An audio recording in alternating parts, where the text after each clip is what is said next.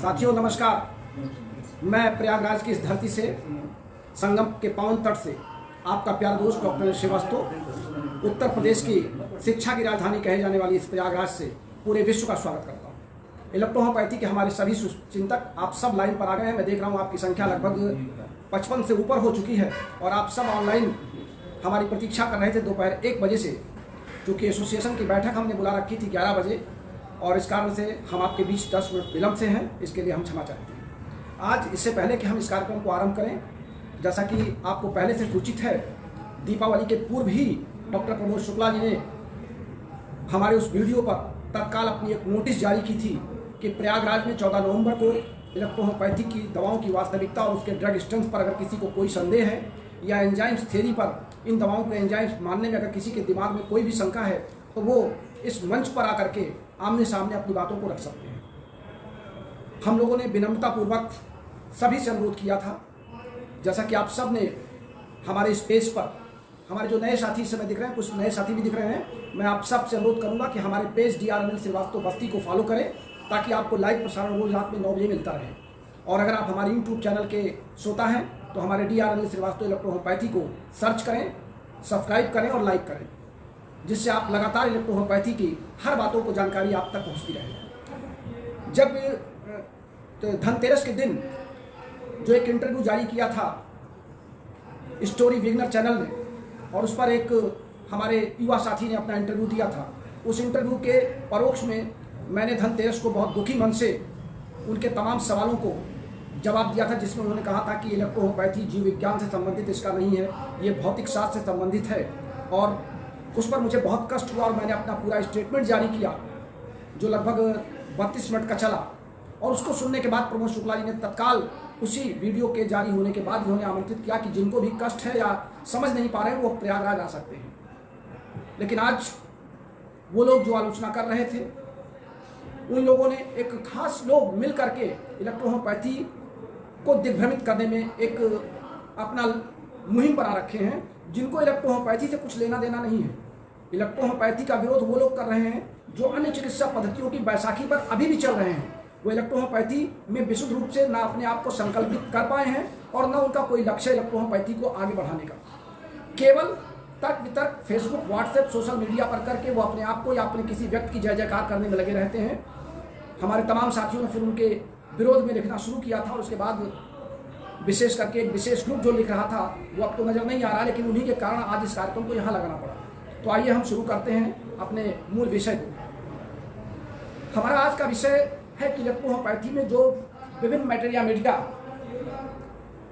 Para लिखती हैं, part लिखते हैं, मेडिसिन के विभिन्न पौधों के पार्ट लिखते हैं, उस पार्ट में वो लिखते हैं 10, 20, 15, 25, और इस पर हमारा पूरा इलेक्ट्रोहोम्योपैथिक समाज कंफ्यूज हो जाता है कि ये प्रतिशत है कि ये पार्ट है, इसका तात्पर्य क्या है। कई लेखकों ने अलग अलग तरीके की उसकी व्याख्या की है, कई विशेषज्ञों ने उसकी अलग अलग वैरायटी बताई है। जब ये विषय मेरे समक्ष लाया गया तो मैंने इस विषय पर जो अपने मत दिए थे मैं वहीं से अपनी बात शुरू करता हूँ। दरअसल इलेक्ट्रोहोम्योपैथी की औषधियाँ जब हम प्रिपेयर करते हैं, जो इलेक्ट्रोहोम्योपैथी की औषधियों को बनाने का तरीका है, हम एक उदाहरण लेते हैं कि हम 1 लीटर डिस्टिल वाटर में अगर हम 400 ग्राम किसी पौधे की पत्ती को डाल देते हैं, ध्यान से आप इस बात को सुने क्योंकि आप बार बार इस बात पे तर्क वितर्क करते हैं।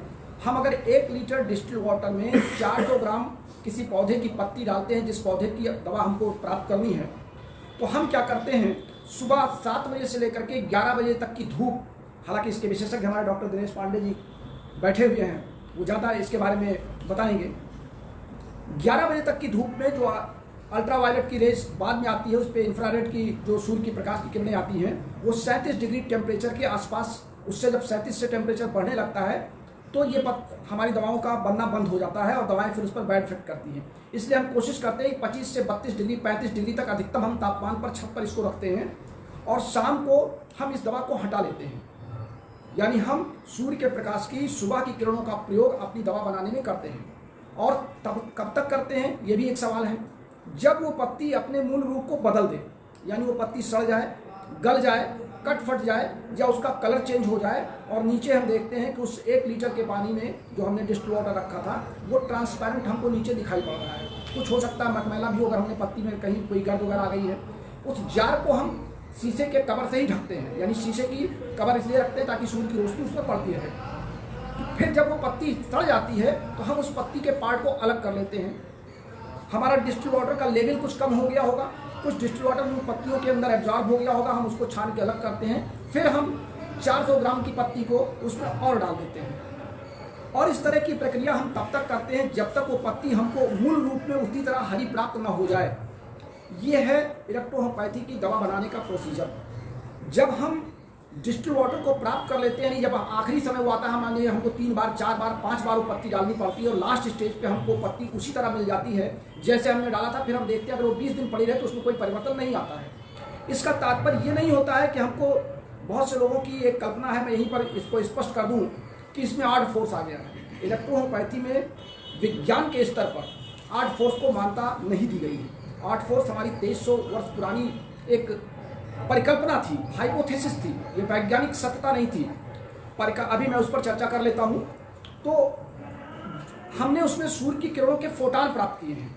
वो फोटान हमारी हरी पत्तियों पर आए हैं। हरी पत्तियों में क्लोरोफिल होता है, क्लोरोफिल A, B, C, जिसमें साइटोक्रोम A, B, C इस तरीके के चलते हैं। और वो फोटान जब आते हैं तो इलेक्ट्रॉन की गति को लेकर के आते हैं। इलेक्ट्रॉन की जो गति फोटान में होती है कि सूर्य से आने वाली जो पृथ्वी पर किरणें होती हैं वो 1/700 सेकंड में पृथ्वी पर आ जाती है।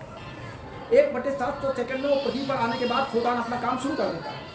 और ये एक लंबी प्रक्रिया होती है पत्तियों में प्रकाश संश्लेषण की। तो जब हम उस प्रकाश संश्लेषण से बने हुए पदार्थ को प्राप्त करते हैं उस डिस्टिल वाटर में, तो वो हमारी मूल औषध के रूप में हमारी D1 हमको मिलती है, जिससे हम D1 का रूप देते हैं। क्योंकि D1 का जो कंसंट्रेशन होता है वो हमारे बॉडी के ब्लड या लिम्फ से मैच नहीं करता। उसकी जो विस्कोसिटी होती है वो हमारे ब्लड से मैच नहीं करता, इसलिए हम D1 का उपयोग नहीं करते हैं। फिर हम उसको D1 को 1:9 के रेशियो में तोड़ के D2 में लेते हैं, फिर 1:9 के रेशियो में तोड़ के D3 में लेते हैं, और D3 के बाद फिर हम 1:9 के रेशियो को भूल जाते हैं। फिर हम क्या करते हैं, हम उसमें से 5 ml दवा लेते हैं और 450 ml या तो डिस्टिल वाटर लेंगे या तो 450 ग्राम की हम गोली लेंगे। अगर हम गोली में बनाना चाहते हैं, ग्लोब्यूल्स में बनाने का जो तरीका है, तो 450 ग्राम ग्लोब्यूल्स हम लेते हैं और उसमें हम 5 ml मेडिसिन और 9 ml रेक्टिफाइड स्पिरिट यानी RS लेते हैं। मेडिसिन और रेक्टिफाइड स्पिरिट को हम पहले आपस में मिक्स कर लेते हैं और फिर गोलियों में डाल देते हैं। 450 ग्राम की गोली को हम मिलाने के बाद अच्छी तरह मिक्स कर लेते हैं और एक अखबार पर या किसी अच्छे कागज़ पर हम अपनी गोलियों को फैला देते हैं और पंखे को चला देते हैं। पंखे को इसलिए चला देते हैं कि जिस RS का प्रयोग हमने गोलियों में किया है वो RS वहाँ से उड़ जाए और फिर हमारी वही 5 ml की मेडिसिन हमारे 450 ग्राम के ग्लोबुल्स में इकट्ठी रहती है, उसके अंदर वो सूक्ष्म मात्रा में पहुँच जाती है। ये है गोलियों के बनाने का तरीका। हमने क्या किया, चूँकि मैं डॉक्टर रमाशंकर जी का शिष्य था, रमाशंकर जी के सानिध्य में मैंने बहुत कुछ सीखा और रमाशंकर जी 1982 से लेकर के 1998 तक इलेक्ट्रोहोम्योपैथी के मील के पत्थर माने गए। उस जमाने में जब इलेक्ट्रोहोम्योपैथी में लोग जानते नहीं थे, इलेक्ट्रोहोम्योपैथी में डॉक्टर 2 रुपया लेने में शर्माते थे, उस जमाने में रमाशंकर जी अपने क्लिनिक पर टोकन बांटते थे रोगियों की। उनके यहाँ लंबी कतार लगती थी और हम लोग उनके सहायक के रूप में दवाइयाँ बनाया करते थे। वो दवा लिखते थे, हम लोग दवाइयाँ बनाते थे। यानी मैं आपको कहानी बता रहा हूँ, 1983, 84, 85, 86 से लेकर के 1990 तक मैं उनके साथ रहा। उस समय 100 से 150 रोगी वो प्रतिदिन देखते थे और उनका सिद्धांत ये था कि हर रोगी से वो पैसा लेते थे, चाहे वो उनका रिश्तेदार हो, चाहे उनके परिवार का सदस्य हो, चाहे आम रोगी हो, क्योंकि उनका ये मानना था कि बिना दाम लिए रोगी के दिमाग में दवा की बात नहीं जाती है।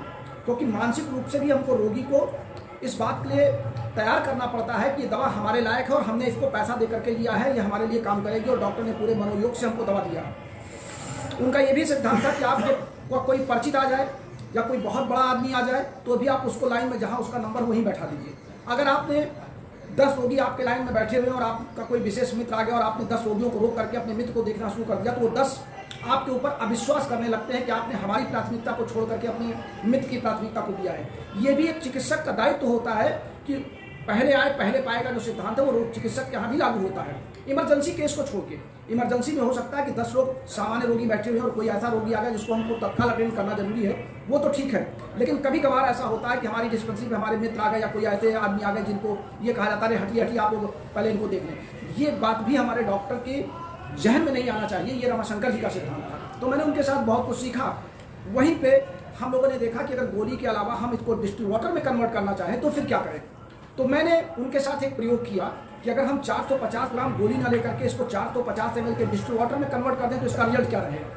तो उन्होंने कहा ठीक है, ये प्रयोग तुम करके देखो, मैं गोलियों में करता हूँ, तुम लिक्विड में करके देखो। वहीं से मैंने इसको लिक्विड में करके देखा, और जब लिक्विड से मैंने निकाल करके, जैसे वो 20 गोलियां लेते थे तो मैंने उसमें से 20 बूंद लेना शुरू कर दिया, वो 10 गोली लेते थे, मैंने 10 बूंद लेना शुरू कर दिया। और मेरे दोस्तों, क्योंकि ये प्रसारण पूरे विश्व में जा रहा है, लाइव हो रहा है, आपको जान के ताज्जुब होगा कि पिछले 37 वर्षों से मैं इसी सिद्धांत पर कार्य कर रहा हूँ। और आज पिछले 17 अप्रैल 2020 से आप सबकी जो फॉलोअर्स की संख्या मेरे साथ ये लाखों में बढ़ी है, यूट्यूब पर, फेसबुक पर, पेज पर, ट्विटर पर, ये मेरे इसी सिद्धांत को अपनाने के कारण बनी है। आप में से देश के सैकड़ों डॉक्टरों ने अपनी नई प्रैक्टिस शुरू कर दी है। आप लोगों ने अभी कल लिखा था कि पिछले लोगों ने हम लोगों की ज़िंदगी बर्बाद की, हम लोग 20 साल 22 साल भटकते रहे, और आपने इलेक्ट्रोहोम्योपैथी को सरल बना के हम लोगों को डॉक्टर बना दिया। कि मैंने नहीं बनाया, ये डॉक्टर रमाशंकर की प्रेरणा है, आत्मा है, जो मैंने उनकी बातों को आप तक पहुँचाया। यहाँ तक की कहानी दवा बनाने की बात है। अब बात ड्रग स्ट्रेंथ की है। दुबे जी यहाँ बैठे हुए हैं, साथ दुबे जी बहुत सीनियर हैं, इस कैनियस मेडिकल कैंपस के प्राचार्य भी हैं। जब हम अपने दवा बनाने में केवल डिस्टिल वाटर का प्रयोग करते हैं, वहाँ पे हम RS का प्रयोग नहीं करते हैं, तो ये जो पार्ट लिखा जाता है, पहले उस पार्ट की कहानी को मैं दोबारा आपसे चर्चा करूँगा, क्योंकि हमने इस पर चर्चा किया था, बहुत से लोगों ने उसको लाइक भी किया था, लेकिन आज चूँकि यहाँ पे हमारे तमाम साथी बैठे हुए हैं और सभी साथी बहुत ध्यान से हमारे इस कार्यक्रम को सुन रहे हैं, मैं सबकी तरफ आपका इस कैमरे को घुमा देता हूँ और आप देख रहे हैं कि ये सारे के सारे साथी हमारे इस कार्यक्रम में पूरे मनोयोग के साथ लगे हुए हैं। जो लोग इलेक्ट्रोहोम्योपैथी में दवा बनाने में आज भी चोरी कर रहे हैं, इलेक्ट्रोहोम्योपैथी के नाम पे लोगों के साथ विश्वासघात कर रहे हैं, वो करते क्या हैं, वो होम्योपैथी की मदर टिंचर की शीशी लाते हैं और आपको दवा बना करके आप इलेक्ट्रोहोम्योपैथी का लेबल लगाते हैं और आपको देते हैं। ये काम आज नहीं हो रहा है, ये काम भारत की आज़ादी के बाद 1951 से होता चला आ रहा है, किसी के नाम लेने की जरूरत नहीं है। अब करते क्या है कि जब आप होम्योपैथी के मेडिकल स्टोर पे जाते हैं तो उनकी जब शीशी आप कोई लेते हैं तो उस पर लिखा होता है 50%, 25%, 10%, 52%। अब उस परसेंट का आप अर्थ समझ लें, जब आपने 25% लिखे हुए किसी शीशी को, आपने मदर टिंचर को लिया और आपको इलेक्ट्रोहोम्योपैथी की दवा बनाना है, जो आपको 100% ड्रग स्ट्रेंथ देना होगा, तो आपको 4 शीशियाँ खरीदनी पड़ेंगी। उस 25% का तात्पर्य होता है कि उसमें 25% दवा है और 75% RS है। तब आप ड्रग स्ट्रेंथ को 100% कंप्लीट करने के लिए 4 शीशियों का उपयोग करते हैं, तब आपकी इलेक्ट्रोहोम्योपैथी की दवा बनने के लिए वो कारगर होती है। और फिर आप मान लीजिए 9 पौधे मिलाते हैं तो आप 9 मदर टिंचर खरीद करके बनाते हैं। और आज पूरे भारत में लगभग 90% दवा बनाने वाले अभी भी यही कर रहे हैं। और वही पार्ट देख करके उन्होंने किताबों में लिखना शुरू कर दिया। उन्हें पार्ट का खुद ज्ञान नहीं था, बहुत स्पष्ट बोल रहा हूँ, इसमें बुरा मानने की बात नहीं है। पार्ट में, और जब हम डिस्टिल वाटर में दवा बनाते हैं छत के धूप में रख करके, तो जब हम उसमें RS डालते नहीं है तो हमारी दवा में पार्ट की जरूरत कहाँ से आई। हम परसेंटेज देखेंगे तो लिखेंगे किसका, हमारी दवा 100% ड्रग स्ट्रेंथ में हमको प्राप्त हो जाती है। इस नाते इलेक्ट्रोहोम्योपैथी की जो औषधियाँ होती हैं, मैं आपको जब भी बताता हूँ कि आप समान पार्ट में दवाएं मिलाएं, जैसे यशवंत में आपने 9 पौधे मिलाए हैं, तो 9 पौधों के अगर आप एक एक पौधे के 20-20 ड्रॉप ले रहे हैं, तो हर पौधे के 20-20 ड्रॉप का आप मदर टिंचर का D3 का निकाल लीजिए, तो आपकी यशवंत दवा बन के तैयार हो जाएगी। यानी पार्ट को आपको इक्वल रखना है। रोगी को देते समय दवाओं का पार्ट आपको इक्वल इसीलिए रखना है, जब आप कहते हैं कि किसी दवा का 5 बूंद दिया जाए, किसी का 10 बूंद दिया जाए, लेकिन उसका एग्रावेशन होता है। एग्रावेशन तभी होगा जब आप होम्योपैथिक मदर टिंचर का प्रयोग करके इलेक्ट्रोहोम्योपैथिक दवा बनाएंगे। अभी अगर आपको याद हो कि मैंने पिछले महीने डॉक्टर V कुमार जी भी उस समय लाइन पर थे और बहुत से इलेक्ट्रोहोम्योपैथी के हमारे पुराने सीनियर साथी थे, और मैंने सबको आमंत्रित किया था उस डेमो पर, जिसमें मैंने 5 इलेक्ट्रिसिटी पी थी। शायद RS शुक्ला भी यहाँ बैठे, उन्होंने भी देखा होगा इसको। लोगों को भय था कि इलेक्ट्रिसिटी हमारे शरीर में नुकसान कर जाती है, लोगों को भय था कि हम इलेक्ट्रोहोम्योपैथिक कोई दवा ज़्यादा दे देंगे तो नुकसान कर जाएगी। तो मैंने एक शीशी को पी करके आपके सामने दिखाया था और मैंने कहा था 24 घंटे बाद मैं फिर क्लास लूँगा, और नेक्स्ट डे मैं आपके साथ फिर क्लास पे आया था। कहने का तात्पर्य यह है कि आपके स्वस्थ शरीर में अगर इलेक्ट्रोहोम्योपैथी की डिस्टिल वाटर से बनी हुई सही प्रोसेस की दवा है, तो हमारे स्वस्थ शरीर पे उसका कोई साइड इफेक्ट नहीं पड़ता। और अगर उन दवाओं में कोई मिक्सचर है, कुछ मिलाया गया है, या कहीं अन्य किसी चिकित्सा पद्धति से ला करके उसमें घालमेल किया गया है, तो जो उस चिकित्सा पद्धति का फार्मूला है, उस फार्मूले के आधार पर अगर आप दवाओं का चयन नहीं करेंगे तो आपको एग्रावेशन भी देगा और साइड इफेक्ट भी देगा। लेकिन इलेक्ट्रोहोम्योपैथी की औषधियाँ पूर्ण रूप से हार रहित हैं। पूर्ण रूप से हार रहित होने का एक सीधा सा तात्पर्य अब हम आ रहे हैं अपने मूल सवाल पर, जिस पर पूरे देश में बड़ी चर्चा है कि आप सब इस बात को, हालांकि अब लगभग 40% देश इलेक्ट्रोहोम्योपैथी की दवाओं की वास्तविकता को समझने लगा है, और 60% में वो लोग हैं जो अभी दिग्भ्रमित किए जा रहे हैं। वो दिग्भ्रमित है नहीं बल्कि किए जा रहे हैं। और कर कौन रहा है? वो कर रहे हैं जिनका बिजनेस हम लोगों के मुहिम से प्रभावित हुआ है। हम लोगों के मुहिम का तात्पर्य, हमारे एसोसिएशन का मुहिम है कि हम इलेक्ट्रोहोमोपैथी के प्रैक्टिशनर्स निकालें, इलेक्ट्रोहोमोपैथी की वास्तविकता को लोगों को बताएं, इलेक्ट्रोहोमोपैथी के बारे में सही ज्ञान दें, और लोग दूसरी चिकित्सा पद्धतियों में जो जा चुकी हैं, आप में से तमाम लोगों ने ऐसे लिखे, अभी भी आपके लोगों के संदेश आ रहे हैं कि आप 20 साल 25 साल आपने एलोपैथी में प्रैक्टिस किया, नाम तो आप इलेक्ट्रोहोमोपैथिक डॉक्टर थे, लेकिन आप प्रैक्टिस दूसरी चिकित्सा पद्धति में कर रहे थे। लेकिन आपका मोटो, आपने अपने दिमाग को चेंज किया, आप वापस इलेक्ट्रोहोमोपैथी में लौट के आए। तो कैसे लौट के आए? जब हमने इस चिकित्सा पद्धति को सरल आपको बना के बताया, हमने जटिलता नहीं बताई। हमने नहीं कहा कि यशवंत को खाने के पहले दीजिए, सोने के बाद दीजिए, 4 गोली शाम को दीजिए, 2 गोली सुबह दीजिए, D2 दीजिए, D1 दीजिए, 30 डाइल्यूशन में दीजिए, 200 डाइल्यूशन में दीजिए, 1000 डाइल्यूशन में दीजिए। अभी इस पर भी चर्चा है। यानी डाइल्यूशन का चक्कर हमारी चिकित्सा पद्धति में नहीं था। लोग कहते हैं मैटी ने लिखा था, लोग कहते हैं अनिल श्रीवास्तव ने मैटी के सिद्धांत को बदल दिया। अब मैं एक बात आपसे और कहता हूं और पूछता हूं, सवाल मेरा है कि हमारे पुराण शास्त्रों में लिखा जाता है कि किचन में जूता चप्पल पहन के नहीं जाना चाहिए, पूजा घर में हमको जूता चप्पल पहन के नहीं जाना चाहिए, भोजन हमको पलथी मार के बैठ के करना चाहिए, खड़े होकर के भोजन नहीं करना चाहिए, जो बुफर सिस्टम चलता है उसकी भी मान्यता हमारे कहीं पर वैज्ञानिक स्तर पर भी नहीं दी जाती है। क्यों? ये बातें तो कही गई थी ना। और किसने कहा था? किसी विचारक ने, किसी हाइपोथेसिस ने, किसी परिकल्पना करने वाले व्यक्ति ने, या हमारे ऋषियों मुनियों ने। लेकिन जब आज हम वैज्ञानिक विचारधारा में आते हैं, विज्ञान के दृष्टिकोण से सोचते हैं, तो हम ये जानते हैं कि अगर हम जूता चप्पल पहन के किचन में जाएंगे तो बैक्टीरिया भी हमारे खाने में पहुंच जाएंगे। हम अगर जूता चप्पल पहन करके भोजन करेंगे तो स्वाभाविक है हमारे स्वस्थ शरीर पे बैक्टीरिया का आक्रमण हो सकता है, क्योंकि जूता कहाँ से चल के आया है, कहाँ से हम गए हैं। इसीलिए कहा जाता है कि भोजन के पहले आप अपने हाथ पैरों को साफ कर लें, अपने चेहरे को धुल लें, अपने आसन को जहाँ आप बैठते हैं वो स्थान शुद्ध कर लें। ये हमने कब जाना है? ये हमको बताया गया था आप ऐसा करें, लेकिन उसका एक्सप्लेनेशन नहीं दिया गया था, उसकी व्याख्या नहीं की गई थी। व्याख्या हमने आज विज्ञान के आधार पर इसकी व्याख्या किया है। ठीक उसी तरीके से अगर मैटी जी ने आपको इलेक्ट्रोहोमोपैथी का कोई सिद्धांत आज से 200 साल पहले बता दिया था, तो क्या हम अंधे के आंख बंद करके लकीर के फकीर बन के चलें? उन्होंने एक ट्रेन ला करके पटरी पर रख दिया था, वो पुरानी ट्रेन क्या कोयले वाली हम आज भी चलाते रहे, आज हम मेट्रो ट्रेन में ना चलें?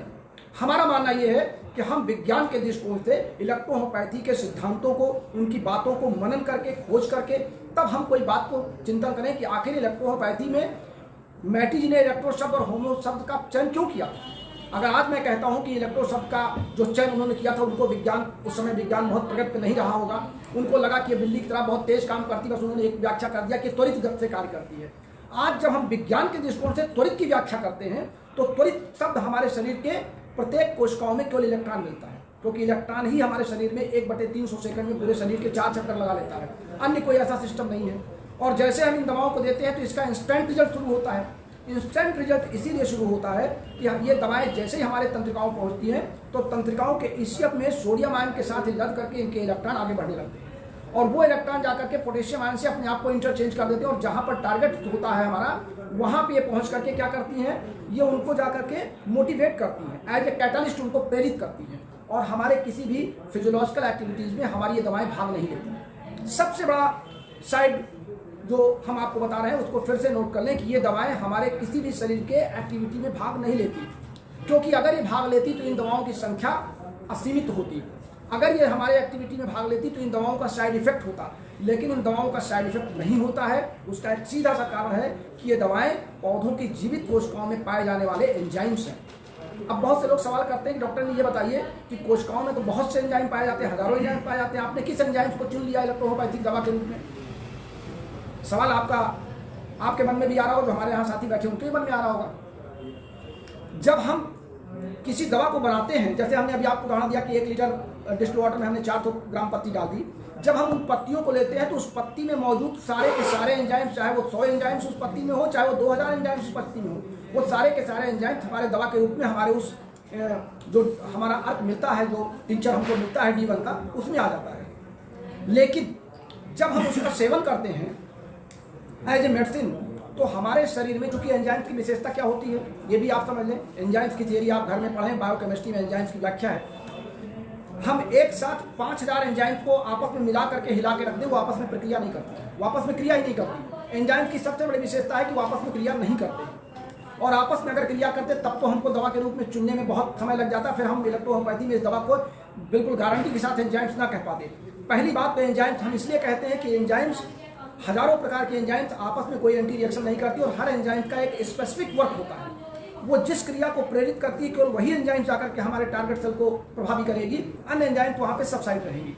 अब मान लीजिए कि हमारे शरीर में एंजाइम्स की 1 मिलीग्राम की आवश्यकता है किसी एक सेल में, और हमने 50 मिलीग्राम एंजाइम्स ले लिया, तो 49 मिलीग्राम एंजाइम्स क्या साइड इफेक्ट नहीं देगा? ये भी आपका सवाल हो सकता है।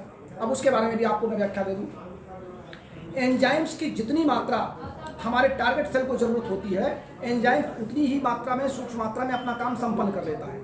क्यों कर लेता है? क्योंकि वो क्रिया को केवल प्रेरित करता है। शेष जो एंजाइम हमारा बचा होता है वो हमारे शरीर की कोशिकाओं के ईसीएफ में, साइटोप्लाज्म में फीडबैक मैकेनिज्म की एक क्रिया होती है कि जिस पदार्थ की या जिस अवयव की हमको आवश्यकता नहीं है वो बैक मैकेनिज्म हो जाता है, हमारी साइटोप्लाज्म में घुल करके सबसाइड कर जाता है, यानी उसका कोई भी साइड इफेक्ट या कोई उसका फंक्शन हमारे बॉडी में दिखाई नहीं पड़ता है।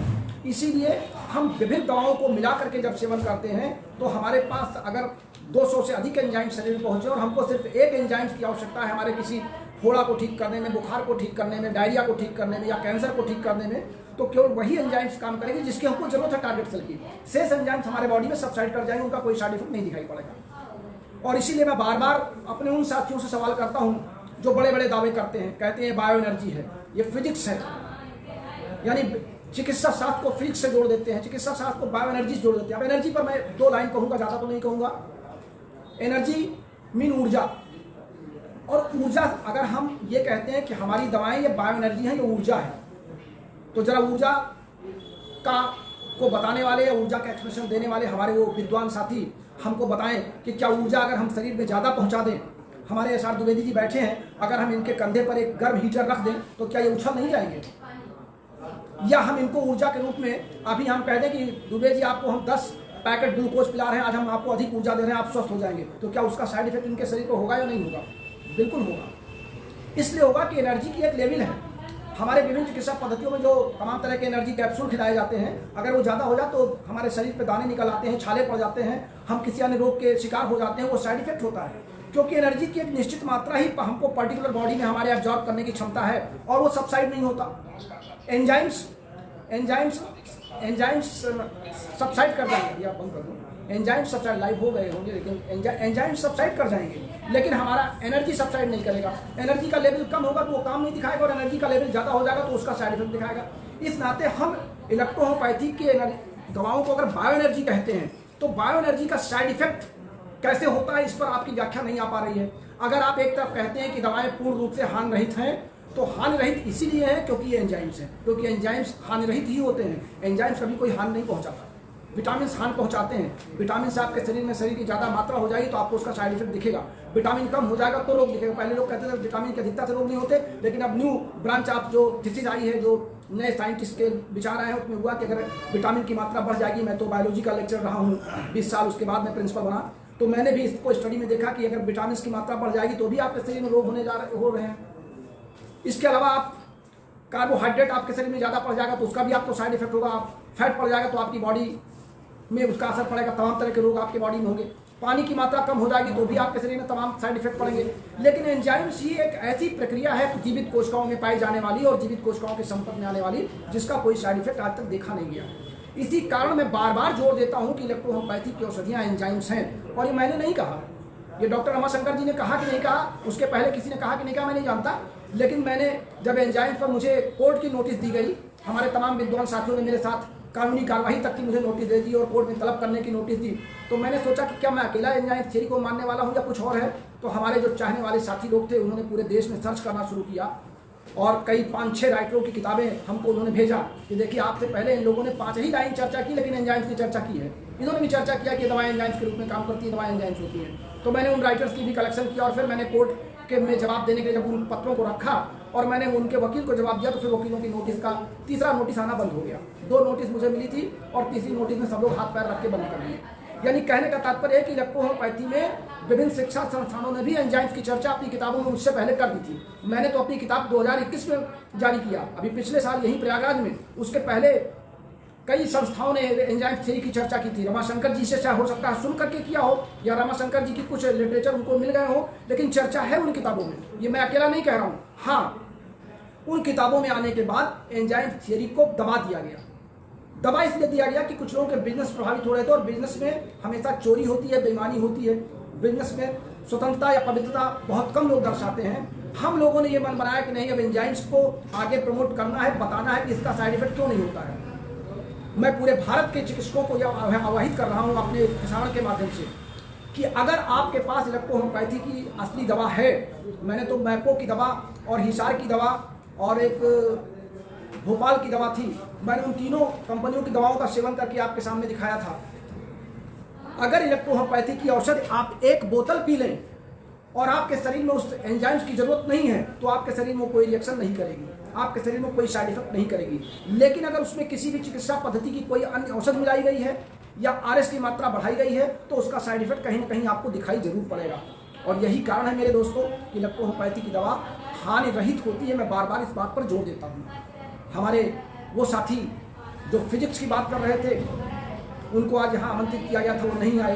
वो बोतल ऐसे निकालते हैं और ऐसे उंगली डलवाते हैं और कहते हैं देखिए आपके शरीर में ताकत आ गई, अब आपको इलेक्ट्रोहोम्योपैथी की दवाएं आपके शरीर में असर कर रही हैं। ये इलेक्ट्रोहोम्योपैथी कोई जादू मंत्र का खेल नहीं है। इलेक्ट्रोहोम्योपैथी एक सिद्धांत पर आधारित चिकित्सा प्रणाली है जो विज्ञान पर चलती है, और विज्ञान हमेशा प्रयोग के बाद देखा जाता है। मैं जो भी फार्मूले बताता हूँ, हमारे देश के तमाम साथी बड़े बड़े बैनर लगाते हैं, मैं कैंसर ठीक करता हूँ, मैं ल्यूकोरिया ठीक करता हूँ, मेरे यहाँ एक्जिमा ठीक किया था। लेकिन जब उनसे पूछता हूँ कि आप इसमें कौन सी दवा देते हैं, तो वो लिख देते हैं मेरा गुप्त फार्मूला है। मैं आपको क्यों बताऊँ? यानी देश में केवल एक पागल डॉक्टर अनिल श्रीवास्तव हैं जो आपसे हर रोज रात 9 बजे हर रोग पर चर्चा करते हैं और दवाओं को बताते हैं और डोज बताते हैं। यानी मुझे भी वो गुप्त रखना चाहिए था। मैं क्यों 37 साल बाद आपको बताने लगा? मैंने अभी सवाल लोगों ने किया था कि आपने पहले क्लास क्यों नहीं शुरू किया? दरअसल इसके 2 कारण थे। सबसे पहले तो मैं मोदी जी को आभार व्यक्त करता हूँ कि उन्होंने कोरोना काल में सब कुछ बंद कर दिया था और मैं घर पर खाली बैठा था, मुझे टाइम मिल गया तो मैंने आपके बीच आना शुरू कर दिया। और दूसरी चीज़ ये थी कि मैं वही बात सार्वजनिक करता हूँ जो मैं अपने प्रयोग के बाद उसका परिणाम ले लेता हूँ। मैंने 37 साल इस पर तपस्या किया, 37 वर्ष तक रोगियों के साथ मैंने अपनी दवाओं के प्रयोग किए, और प्रयोग करने के बाद जो फार्मूले मेरे सेट हुए, मैंने उन फार्मूलों को आपको बताना शुरू किया। और कभी कभार तो ऐसा भी होता है, लोग कहते हैं कि किसी के मुंह में माँ सरस्वती होती है। ऐसा नहीं कि दुनिया के सारे रोगी मैंने ही देखे होंगे, हर रोग मैंने देखा होगा। आप में से देश के तमाम साथी ऐसे ऐसे रोग पर मुझसे चर्चा कर लेते हैं जिनका मैंने नाम नहीं सुना था, या हो सकता है मेरी अनुभवहीनता रही हो, मैं उसके बारे में नहीं जानता। तो मैं उनसे सवाल करता हूँ, मुझे रोग का नाम न बताइए, मुझे रोगी की शिकायत बताइए। और जब वो रोगी की शिकायत बताते हैं तो मैं उस शिकायत को सुनते हुए उन अंगों तक पहुँच करके मैं तुरंत दवा बता देता हूँ कि आप ये दवाएं इन डोज में देना शुरू कीजिए। और जब वो कहते हैं सर आपने तो फार्मूला बता दिया, दवा जादू तरह काम कर गई, तो मुझे लगता है कि हो सकता है मैंने इस प्रकार का रोगी नहीं देखा था, लेकिन माँ सरस्वती मेरे ऊपर विराजमान थी और मैं रोगी को लाभ हो गया तो एक फार्मूला और तैयार हो गया, तो मैं उसको तुरंत नोट करके एक अपना फार्मूला और तैयार कर लेता हूँ। ये मेरा काम इसलिए है कि मैं आपको प्रेरित कर रहा हूँ। इलेक्ट्रोहोम्योपैथी में कुछ भी छुपा करके रखना, इसका क्या मतलब है? अगर केवल मैं कैंसर ठीक कर दूँ एक विशेष फार्मूला बना करके, या केवल मैं एक्जिमा ठीक कर दूँ एक विशेष फार्मूला बना करके, तो क्या बाकी देश के डॉक्टर केवल प्रयोग ही करते रहें? मैंने तो प्रयोग कर लिया। मैं वो फार्मूला आपको बताता हूँ कि आप उसको प्रयोग करके देखिए कि मैंने जो प्रयोग किया वो सही है कि गलत है। अगर आप देश के 50 डॉक्टर कहते हैं कि आपके फार्मूले से एक्जिमा ठीक हो गया, आपके फार्मूले से ये रोग ठीक हो गया, तो मेरा प्रयोग सफल हो गया। इसी को तो कहते हैं रिसर्च। और क्या रिसर्च है? क्लिनिकल डाटा यही तो है। अभी मैं हमारे बहुत से साथी, हालांकि मैं इसको शो नहीं कर रहा हूँ, लेकिन मैं आपको दिखा दे रहा हूँ कि मैंने ये अपना जो प्रपोजल था उसकी मूल कॉपी है, डॉक्टर प्रमोद शुक्ला जी की कॉपी, चूंकि इसमें हमारे और प्रमोद शुक्ला जी के नाम से प्रपोजल गया है, तो लोग कह रहे थे आप इस प्रपोजल को शो कर दिए। लेकिन प्रपोजल मैं इसलिए नहीं शो कर रहा हूँ कि जितने 29 प्रपोजलिस्ट गए थे उन्होंने अपनी कॉपी नहीं शो की, और जो 29 जून को प्रपोजल गया उन्होंने अपनी कॉपी नहीं दिखाई। तो डॉक्टर श्रीवास्तव और प्रमोद शुक्ला भी अपनी कॉपी अभी तब तक नहीं दिखाएंगे जब तक आईडीसी का कोई विचार हम लोग के इस प्रपोजल पर, जो अभी परसों ही स्वास्थ्य मंत्रालय को रिसीव हुआ है, जब तक इस पर कोई विचार ना आ जाए। ये मैंने प्रमोद शुक्ला जी को भी कह दिया कि अभी इसको गुप्त ही रखा जाए, देखा जाए कि आईडीसी हमारे विचारों को कितना महत्व देती है, या स्वास्थ्य मंत्रालय, या भारत के प्रधानमंत्री और स्वास्थ्य मंत्री, या भारत के राष्ट्रपति, या उत्तर प्रदेश के मुख्यमंत्री और उत्तर प्रदेश के राज्यपाल हमारे इस पथ पर कितना महत्व देते हैं। और मैंने इसके साथ लगभग 100 पेज के जो पत्र लगाए हैं वो सब मैंने स्वास्थ्य मंत्रालय को भेज दिया है और वो पहुँच भी गया है। तो कहने का तात्पर्य यह है कि अगर मैं अपने प्रयोग को करके अपने साथियों को बता रहा हूं, जो क्लिनिकल डाटा लोग मांग रहे थे, हमारे शुक्ला जी भी यहाँ बैठे हुए हैं, तमाम साथी बैठे हैं जिनके एफिडेविट मेरे पास आए थे, शपथ पत्र आया था कि मैंने आपके फार्मूलों पे इन रोगियों को इतने दिन तक ये दवाइयाँ दी है और रोगी ठीक हुआ, इस रोग को मैंने ठीक किया। मैंने वो दस्तावेज लगा के भारत सरकार को भेजा है। मैंने अपने डॉक्टर का मोबाइल नंबर दिया है कि आप डॉक्टर संपर्क करें, और उन्होंने रोगियों का नंबर दिया, मैंने रोगी का नंबर लिखा है कि आप रोगी से कांटेक्ट करिए कि क्या आपको इलेक्ट्रोहोम्योपैथी की दवा दी गई थी, आपने कितने दिन में इस डॉक्टर की सेवा लिया, आपको उस दवा से क्या लाभ हुआ, ये रोगी भी बताया अगर वहाँ से कोई स्पेशलिस्ट अपना फोन करता है। मैंने कुछ नहीं छिपाया, मैंने कुछ गोपनीय नहीं रखा है, केवल ये पत्र गोपनीय है, ये पत्र, बाकी सब कुछ ओपन है। और ये पत्र गोपनीय इसलिए बना है कि आप लोग जैसे जो लोग अपने आप को इलेक्ट्रोहोम्योपैथी के महान स्पेशलिस्ट समझते हैं, चूंकि उन्होंने अपनी गोपनीयता बनाई है, साथ ही हमने भी अपने इस पद की गोपनीयता को बनाए रखा है। अगर आप अपने पद को खोल देते हैं तो हमारा पद तो बिल्कुल सार्वजनिक है। हम तो कुछ भी जीवन में, अब 60 साल की उम्र में पहुंचने वाला हूं, 59 में चल रहा हूं, कब मर जाऊं कोई पता नहीं। भारतवर्ष की जो पर्यावरण की जलवायु चल रही है वहाँ तो 52 वर्ष का औसत आयु है, हम लोग तो 52 वर्ष की औसत आयु पार कर चुके हैं। तो इस नाते गोपनीय रखना, इलेक्ट्रोहोम्योपैथी को गोपनीय बना करके तो एनएल सिन्हा जी चले गए, उनके पुत्र डीवी सिन्हा जी चले गए, गोपनीयता ही बनी रही। हमारे बहुत से साथी युवा हो चुके हैं जो गोपनीयता ही बना के अभी बैठे हुए हैं। हम गोपनीय बना के क्या करेंगे, हम अपने आने वाली पीढ़ी को क्यों बर्बाद करें। इसलिए मैं सिर्फ आने वाले इलेक्ट्रोहोम्योपैथिक साथियों का आह्वान करता हूं कि वो प्रैक्टिस में उतरें, प्रैक्टिस को अपनाएं, चिकित्सा विधि को अपनाएं, इलेक्ट्रोहोम्योपैथी ही अपनाएं, अन्य चिकित्सा पद्धतियों का सहारा लेना बंद करें। हमारे आज के इस कार्यक्रम में, चूंकि मैं प्रयागराज से आपके बीच हूँ, हमारे कई साथी आपको संबोधित करने के लिए यहाँ पर उपस्थित हैं, तो मैं चाहूँगा कि आज के इस संक्षिप्त प्रसारण में हमारे अभी प्रयागराज मंडल में के लिए हमारे एक नए सीनियर साथी का एसोसिएशन ने चयन किया है। प्रयागराज और चित्रकूट मंडल के डॉक्टर एहसान द्विवेदी जी हमारे बीच हैं। मैं द्विवेदी से आग्रह करूंगा कि अब मुझे विश्राम देते हुए आप आज के हमारे इस सिद्धांत पर जो मैंने बताया है, इस पर आप कहाँ अपनी सहमति व्यक्त करते हैं और आप अपने संदेश हमारे इस लाइव प्रसारण के जरिए पूरे देशवासियों को दें। द्विवेदी जी आइए, बोलिए, सुनाई पड़ेगा, सब तेज बोलिए बस। धन्यवाद डॉक्टर अनिल श्रीवास्तव जी, आपका आज का लेक्चर बहुत महत्वपूर्ण रहा। जो हमारे चिकित्सक साथी मार्ग में भ्रमित हो गए थे तरह तरह के लोगों के भटकावे में आकर के, मुझे पूरा विश्वास है कि इस पर अमल करके खुद देखेंगे। क्योंकि देखिए, लर्निंग बाय डूइंग, किसी की बात को चाहे हम कहें चाहे श्रीवास्तव जी कहे, अक्षर सा आप विश्वास मत कीजिए। इस फार्मूले को अपने जीवन में ले आइए और उसको प्रयोग करके देखिए कि कितने रोगी इस फार्मूले से ठीक हो जाते हैं। क्योंकि जो हाइपोथेसिस होती है, शुरुआत में सभी चीजें हाइपोथेसिस नाम के जानी जाती, परिकल्पना होती है किसी भी व्यक्ति की। जब वही परिकल्पना प्रायोगिक रूप से सत्य निकलती है तो उसी को हम सिद्धांत मान लेते हैं। तो इस ढंग से अगर आप इसको ऐसे आजमाएंगे तो मेरे ख्याल से हम लोग तो देख चुके हैं, यहाँ बैठे हुए लोग भी इसको देख चुके, आजमा चुके हैं, ये पूर्णतः सिद्धांत ही है कि हमारी इलेक्ट्रोहोम्योपैथिक दवाइयाँ एंजाइम बेस हैं, एंजाइम बेस काम करती हैं। और इस ढंग से हम लोग भी आज तक लगभग सन 90 के बाद से प्रैक्टिस में इसी ढंग से मैं प्रैक्टिस करता चला आ रहा हूँ और छात्रों को भी अपने यहाँ इसी ढंग से डोजोलॉजी बता करके परिपूर्ण करता हूँ और हमेशा वो लोग इसी ढंग से काम करते हैं और मरीजों को ठीक करते हैं।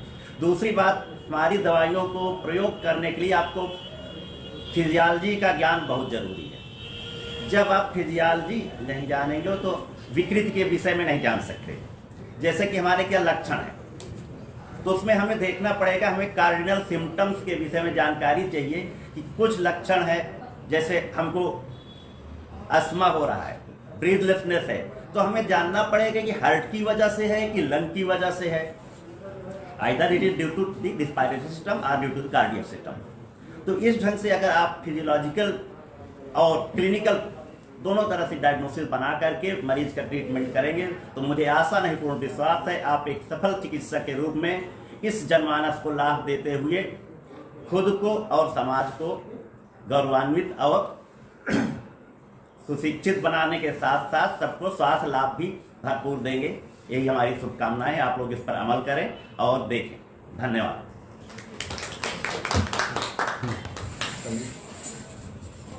आइए,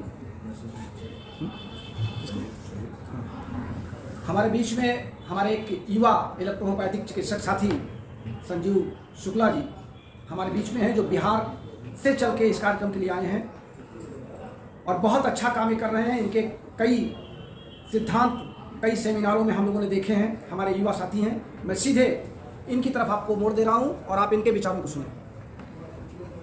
बोलिए, सुनाइए, थोड़ा तेज बोलिएगा। धन्यवाद सर। जैसा कि सर लोगों ने बताया कि एंजाइम्स थ्योरी के ऊपर श्री अनिल श्रीवास्तव सर ने बताया, उसके साथ साथ डॉक्टर द्विवेदी सर ने जिसके बारे में बताया, मैं समझता हूँ कि मेरी भी मतलब वैसे ही विचार हैं। मैंने देखा है कि जिस प्रकार से यहाँ पे शिक्षा दीक्षा दी गई, इलेक्ट्रोहोम्योपैथी में जो कहा गया, जिस हिसाब से डिस्टिल वाटर में इसका प्रयोग किया गया और उसके बाद उसमें जो सफलताएं पाई गई वो बहुत ही अद्भुत हैं, अतुलनीय हैं। हमने पाया कि बाकी चिकित्सा पद्धतियाँ जहाँ पे किसी भी रोग में फेल हो जाती हैं, इलेक्ट्रोहोम्योपैथी जो रक्ते रसे शुद्ध है, इस सिद्धांत के ऊपर जब हम लोग काम करते हैं तो निश्चित रूप से उसमें सफलता मिलती है। ऑर्गन बेस्ड रेमेडी है हमारी, कम से कम संख्या में हमारी रेमेडीज़ हैं। इस वजह से हम लोग अत्यधिक सफलता पाने के लिए बहुत ही सक्षम हैं और पूरी तरीके से जब हम लोग अपने कार्यों को अच्छे से संपादित करते हैं तो सफलता निश्चित रूप से। धन्यवाद। हमारे बीच में डॉक्टर आर.एस. शुक्ला जी हैं। हालांकि ये इलेक्ट्रोहोम्योपैथी के क्षेत्र में पुराने हैं, लेकिन प्रैक्टिस उन्होंने बड़ी देर बाद शुरू किया और जितना भी इन्होंने किया ये इलेक्ट्रोहोम्योपैथी के नए चिकित्सकों के लिए एक उदाहरण है। मैं शुक्ला जी से अनुरोध करूंगा कि आप इधर आ जाएं और बताएं कि आपने अपने संक्षिप्त प्रैक्टिस काल में जो आपने इधर नई सिद्धांत पर शुरू किया है उसका क्या परिणाम रहा है। आज ये बड़ा अच्छा संयोग है कि हमारे बीच में हमारे कई साथी जिन्होंने मुझे अपना गुरु मान रखा है, ये सब हमारे शिष्य के रूप में यहाँ उपस्थित हैं और दूर दूर से चल के आए हैं। शुक्ला जी संक्षिप्त रूप में, शुक्ला जी की उम्र आप देख सकते हैं, थोड़ा सा आपको बैठना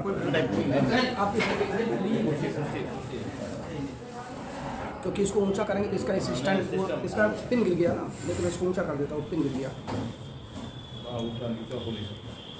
शुक्ला जी के बारे में आपको 2 लाइन और बता दूं। मैं आपको नहीं जानता था, ये हमको नहीं जानते थे और हमारे फेसबुक पर आप हमारे मित्र बने, हमारे आप प्रशंसक बने और बाद में ये हमारे शिष्य बन गए।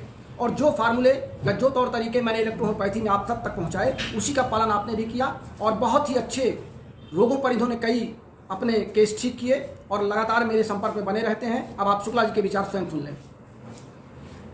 नमस्कार सभी को। एक्चुअली मैं सरकारी सेवा में था, पढ़ाई तो पहले कर रखा था सेना में जाने से पहले ही, लेकिन प्रैक्टिस का एक्चुअली मुझे अनुभव बहुत ज़्यादा नहीं रहा। हालांकि मैं एक ब्रिगेड में था, वहाँ पे मुझे ब्रिगेड कमांडर ने थोड़ा मौका दिया था, क्योंकि मेरे उनके जो कुक थे उनकी वाइफ को मैंने ट्रीट किया था और उससे सफलता मिली। तो उन्होंने जाकर के ब्रिगेड कमांडर की वाइफ को बताया। तो सुबह जब ब्रिगेडर साहब ऑफिस आए तो उन्होंने कहा कि मुझे डॉक्टर करके संबोधित किया। मुझे बड़ा आश्चर्य हुआ।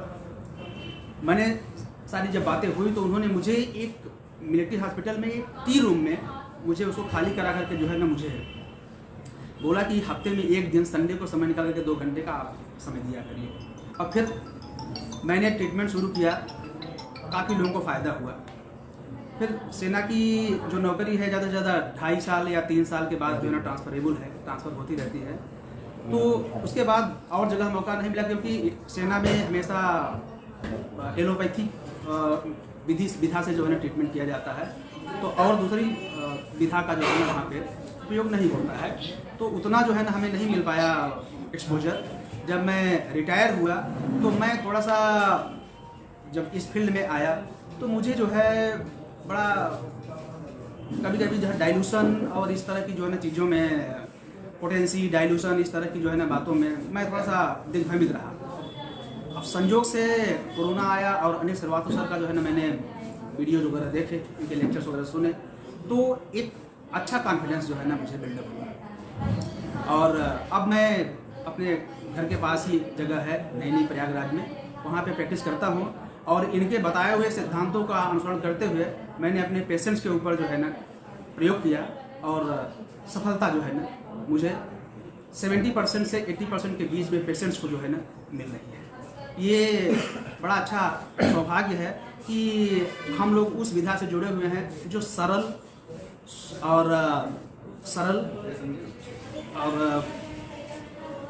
कम पैसे में जो है ना मतलब कॉस्ट इफेक्टिव है, जिससे कि जनमानस को आराम मिल रहा है। और लोग अभी मैंने महसूस किया कि लोग अब ऑपरेशन की जहाँ बात आती है वहाँ तो एलोपैथी की जो है ना महानता है ही है, लेकिन जो लोग जीर्ण शीर्ण रोगों में हैं उनको लेके चल रहे हैं, उनके विचार जो है ना अभी बदले हैं और वो इलेक्ट्रोहोम्योपैथी की तरफ जो है मुड़ रहे हैं। धन्यवाद। हमारे बीच में सुशील पांडे जी हैं। ये स्वयं रोगी हैं।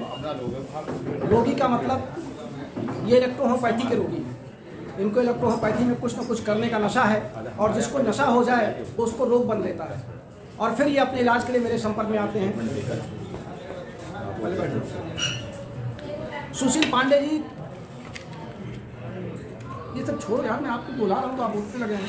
सुशील पांडे जी स्वयं में एक बहुत अच्छे इलेक्ट्रोहोम्योपैथिक प्रैक्टिशनर्स हैं, और इलेक्ट्रोहोम्योपैथी के क्षेत्र में इन्होंने अपने निजी आवास पर रोगियों को देखना आरंभ किया।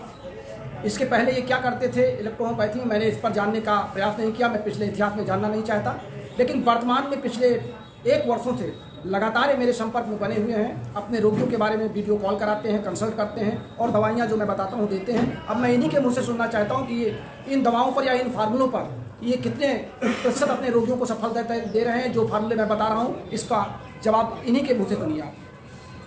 नमस्कार बंधु, आप लोगों ने अभी हमारे सभी सीनियर्स की बात को सुना। Doctor Anil Srivastava ji, doctor S R Dwivedi ji और हमारे डॉक्टर संजीव शुक्ला जी की बातों को आपने सुना। ये जितनी भी बातें इन्होंने बताई, मैं ज़्यादा समय नहीं लूँगा आपका। ये हर बातें जो है इनका मैं समर्थन जो है करता हूँ, और मैं मानता हूँ कि ये जो है वास्तव में जो हमारी चिकित्सा पद्धति है वो अद्वितीय है। मैं उसका एक छोटा सा उदाहरण आपको देना चाहूँगा। सारी बातें से मैंने बताई, लेकिन एक महत्वपूर्ण बात मैं भी कहना चाहता हूँ कि जैसे अन्य चिकित्सा पद्धतियों की दवाएं जब भी रोगी लेता है तो उसके शरीर में कोई न कोई दुष्प्रभाव जरूर आता है कहीं ना कहीं। उसका एक अंग ठीक हुआ तो पता लगा दूसरे अंग पर वो दवाएं जो है इफेक्टेड हो गई। आप अंग्रेजी दवाओं की किताबें देखिए, उसमें लिखा हुआ है, मैं सर का ध्यान आकर्षित करना चाहूँगा कि हर इंग्लिश मेडिसिन के साथ एक कंट्रा इंडिकेशन भी लिखा रहता है। आखिर क्यों? हम ठीक होने के लिए दवा खा रहे हैं, अगर हमने कोई हार्ट की दवा खाई उससे हमारी किडनी इफेक्टेड हो गई तो ये तो अच्छी बात नहीं है। तो हमारी चिकित्सा पद्धति की एक सबसे बड़ी विशेषता ये है कि जिस पर्पज से हमने मेडिसिन दी है, जिस रोग के लिए हमने मेडिसिन दी है, उस रोग पर हमारी औषधि काम करेगी, और अगर उसकी शरीर में आवश्यकता नहीं है तो हमारे जो है एक्सक्रीटरी सिस्टम से वो बाहर हो जाएगी, पसीने से, पेशाब से वो हमारे शरीर से बाहर हो जाएगी, यानी उसका कोई दुष्प्रभाव हमारे शरीर पर नहीं पड़ेगा। ये हमारे पद्धति का एक सर्वोत्कृष्ट और विशिष्ट गुण है हमारी औषधियों का। मैं आपको एक छोटा सा उदाहरण दे रहा हूँ और नाम सहित आपको बता रहा हूँ। एक छत्तीसगढ़ प्रदेश में दुर्ग जिले के अंदर एक मैडम है, उनका नाम है कविता अलमेडा, जिनके शरीर का वजन 173 किलो था, और उनको डॉक्टर लगभग हर तरह की दवाएं टेस्ट में मतलब नहीं लेनी है ऐसा लेके आ जाता था। कुछ दवाएं उन्हें सूट नहीं करती थी, अगर वो बीमार हो जाए तो डॉक्टर को दवा देने में परेशानी होती थी। उन्होंने फेसबुक पर मुझे देखा और उसके बाद उन्होंने मुझसे संपर्क किया कि क्या आप मेरी मदद कर सकते हैं। हमने कहा बिल्कुल कर सकते हैं, और उसके बाद सन 2016 में मैंने उनको पहली बार मेडिसिन दी, और उनको उस समय सिर्फ एक ही प्रॉब्लम थी कि उनकी सांस रुकती थी। अब कोई भी अगर वो इंग्लिश मेडिसिन लेती थी तो उनके शरीर में बड़ी बेचैनी और उलझन होने लगती थी। तो मैंने अपने यहाँ की मेडिसिन उनको दी, इलेक्ट्रोहोम्योपैथिक औषधि का इस्तेमाल किया, और उसके बाद उन्होंने पाया कि इसका किसी प्रकार का कोई साइड इफ़ेक्ट नहीं है, और 24 घंटे के अंदर उनकी प्रॉब्लम आधी हो गई। अगले 24 घंटे के अंदर मेरी मौजूदगी में ही उन्होंने मुझे फ़ोन किया कि ये दवा है या जादू है। ऐसी दवा तो मैंने कभी नहीं खाई, आपसे हाथ जोड़ के प्रार्थना है कि इसकी 2-4 शीशियाँ मुझे दे दीजिए, शायद कभी ज़िंदगी में ज़रूरत पड़े। फिलहाल मैंने उन्हें बना के दवाएँ दी। फिर उन्होंने मुझसे कहा कि मेरा शरीर का वज़न कैसे कम होगा, उसके लिए मैंने उन्हें दवाएँ दी। और ये मैं सारी बातें दावे के साथ कह रहा हूँ, वो कैमरे के सामने आ भी सकती हैं। अगर कभी मुझे मौका लगा तो मैं उनका लाइव इंटरव्यू करवा दूंगा। उनका वज़न आज की डेट में 143 किलो है, 30 किलो उनका वज़न घट गया। और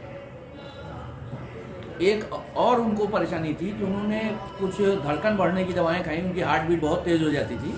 डॉक्टर ने उन्हें पता नहीं कौन सी मेडिसिन दी, उनका जो है किडनी इफेक्टेड हो गई, पेशाब की प्रक्रिया भी बाधित होने लगी।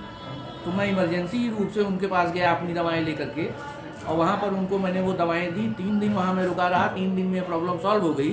चौथे दिन उन्होंने जो है टेस्ट कराया, पता लगा कि नहीं सब ठीक है, सिर्फ 4 दिन के अंदर। और ये सारे फार्मूले मैंने जो है डॉक्टर अनिल श्रीवास्तव जी से लिए थे, मेरे साथ बैठे हैं। और मैं सबका ध्यान आकर्षित करना चाहूँगा कि आप मेरी बात का समर्थन करें। यहाँ मैंने आपसे वो फार्मूले लिए थे। मैंने पहले ही कह दिया कि आप लगातार मेरे संपर्क में बने हुए हैं, अपने रोगियों की वीडियो कॉल करा रहे हैं, तो इसके समर्थन ना करने का तो कोई उद्देश्य ही नहीं है। तो आप स्वास्थ्य समर्थन है। बस यही है कि गुरु का सानिध्य, औषधियों पर भरोसा और अपने प्रयोग, मरीजों की उपस्थिति, हम अगर इनमें पूरा ध्यान देते रहेंगे तो निश्चित रूप से हम कामयाब होंगे, इसमें कोई दो राय नहीं। और इस लाइव प्रसारण के माध्यम से मैं अपने सभी इलेक्ट्रोहोम्योपैथिक चिकित्सक बंधुओं से आग्रह करता हूं, या हर उस इलेक्ट्रोहोम्योपैथ से आग्रह करता हूं जो आज भी घरों में, प्लीज़ बाहर आइए, हमारे संगठन से जुड़िए, कोई प्रॉब्लम होती है हमें बताइए। जैसा कि मुझे प्रदेश सचिव बनाया गया है प्रैक्टिशनर एसोसिएशन का, मैं चाहता हूं कि आप सभी लोग प्रैक्टिस करें और इलेक्ट्रोहोम्योपैथिक की दवाइयों का पूरा लाभ उठाएं, रोगियों को लाभ पहुंचाएं। इससे ज़्यादा सस्ती, हानि रहित और पूर्ण रूप से वनस्पतियों पर निर्भर करने वाली चिकित्सा पद्धति दूसरी नहीं। सभी बंधुओं को, इस कार्यक्रम को देखने वाले सभी मित्रों को मेरा नमस्कार, प्रणाम। मित्रों, इलेक्ट्रोहोम्योपैथिक एक ऐसी चिकित्सा पद्धति है जिससे विगत लगभग करीब 10 वर्षों से डॉक्टर अनिल श्रीवास्तव जी से मेरा परिचय और संपर्क है। और तब से मैं और मेरा पूरा परिवार और मेरे जानने वाले मेरे मित्रगण जो भी मेरे संपर्क में लोग आए, उन सबको, चूँकि मैं सरकारी कर्मचारी हूँ, इस नाते इन सेवाओं में थोड़ा से समय कम दे पाता हूँ, परंतु जो लोग भी मुझसे मिलते हैं मैं उनको इस चिकित्सा पद्धति के लिए प्रेरित करता हूँ और उनसे कहता हूँ कि आप इस पद्धति को अपनाएं, क्योंकि इलेक्ट्रोहोम्योपैथी एक ऐसी चिकित्सा पद्धति है जिसमें आपका कुछ नुकसान नहीं होना है, और जो कुछ भी उसका लाभ है वो आप अपने जीवन में उस पद्धति को अपना करके वो लाभ प्राप्त कर सकते हैं। धन्यवाद। धन्यवाद सुनील जी। तो आइए हम फिर रुख करते हैं डॉक्टर दिनेश चंद पांडे जी की तरफ। डॉक्टर दिनेश चंद पांडे जी की लिखी गई लगभग 10 पुस्तकें इलेक्ट्रोहोम्योपैथी के क्षेत्र में इस पूरे देश में पहुंच चुकी हैं। लोग उसका अनुभव कर रहे हैं, उसमें लिखी गई बातों का। अभी एक नई पुस्तक इनकी बहुत जल्द आगामी 11 जनवरी को लॉन्च होने वाली है, इलेक्ट्रोहोम्योपैथी की नई बेसिस ऑफ मैट्रिया मेडिका पर।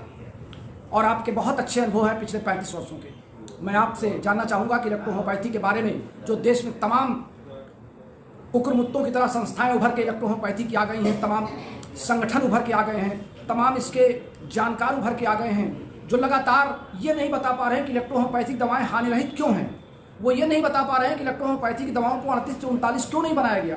वो ये नहीं बता पा रहे हैं कि इसमें 115 पौधों से 116वें पौधे की जरूरत क्यों नहीं पड़ी। लेकिन वो ये जरूर बताते हैं कि इलेक्ट्रोहोम्योपैथी ये बायो एनर्जी है, ये फिजिक्स है, इसका चिकित्सा शास्त्र में जीव विज्ञान से दूर दूर तक का नाता नहीं है। ये तमाम तरह की अनर्गल बातें वो लोग करते हैं जो इलेक्ट्रोहोम्योपैथी के क्षेत्र में सिर्फ एक खेल के मैदान में गेंद को लेकर के दौड़ते हैं, और जब गोल नहीं कर पाते तो हताश और निराश हो जाते हैं, जिसको हम आम बोलचाल की भाषा में कहते हैं खिसियानी बिल्ली खंभा नोचती है।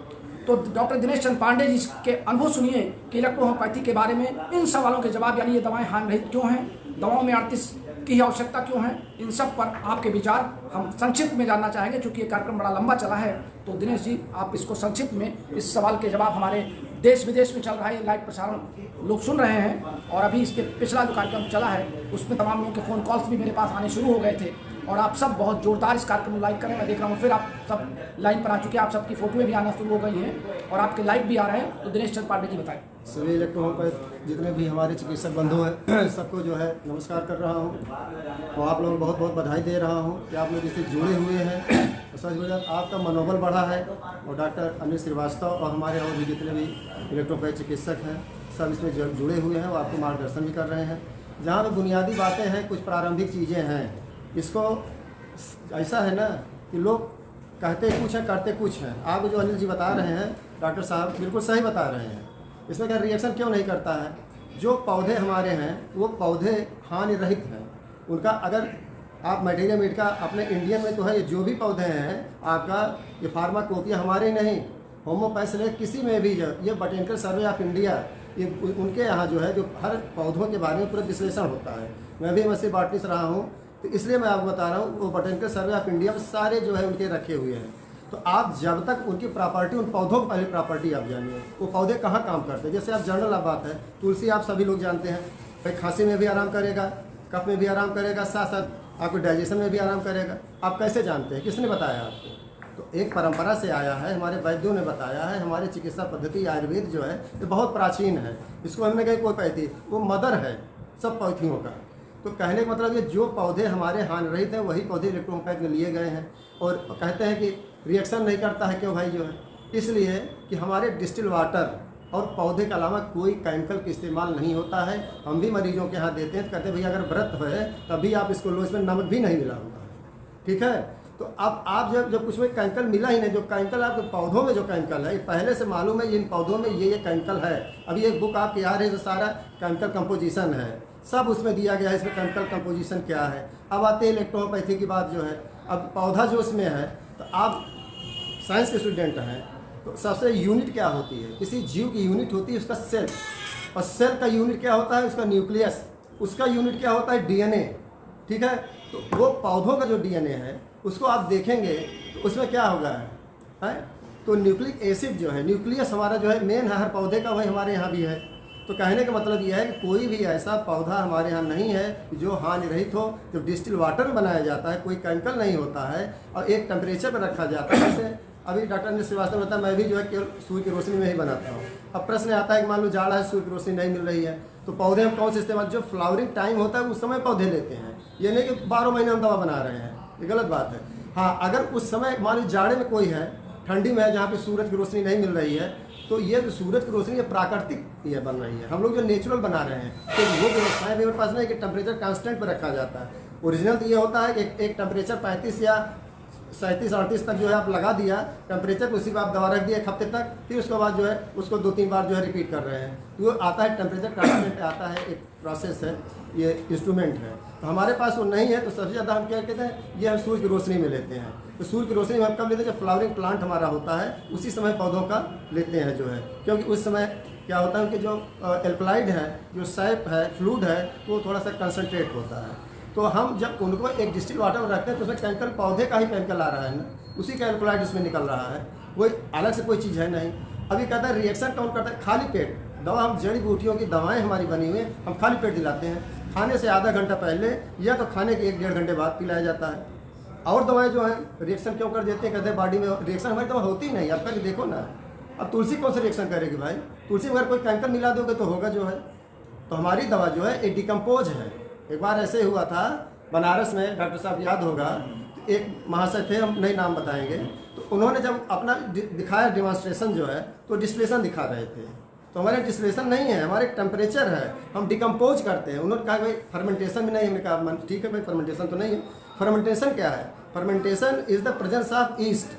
जब ईस्ट के प्रेजेंस में हम किसी को डिकम्पोज करते तो फर्मेंट हो गया। हमारे ईस्ट तो है नहीं, हमारे यहाँ पौधे में ईस्ट नहीं है, तो इसको हम कहते हैं डिकम्पोज, हम उसको सड़ा रहे हैं, ठीक है। ये ओरिजिनल है। इसलिए टेम्परेचर पे हम पौधों को सड़ाते हैं, 1 हफ्ता सड़ाते हैं, जब तक उसका एल्कलाइड सारी आ गए, फिर दोबारा रिपीट करते हैं, दोबारा रिपीट करते हैं। जब उसमें जो है पौधे का रंग बदलना बंद हो जाता है, सेम टू सेम जैसे शुरू में हुआ तो वैसे आ जाता है, तो हमारा ये होता है कंसनट्रेट हमारा जो है ये हमारा लिक्विड मिल गया है हमको। ये स्पेजरिक भी अभी नहीं है, अभी स्पेजरिक नहीं है।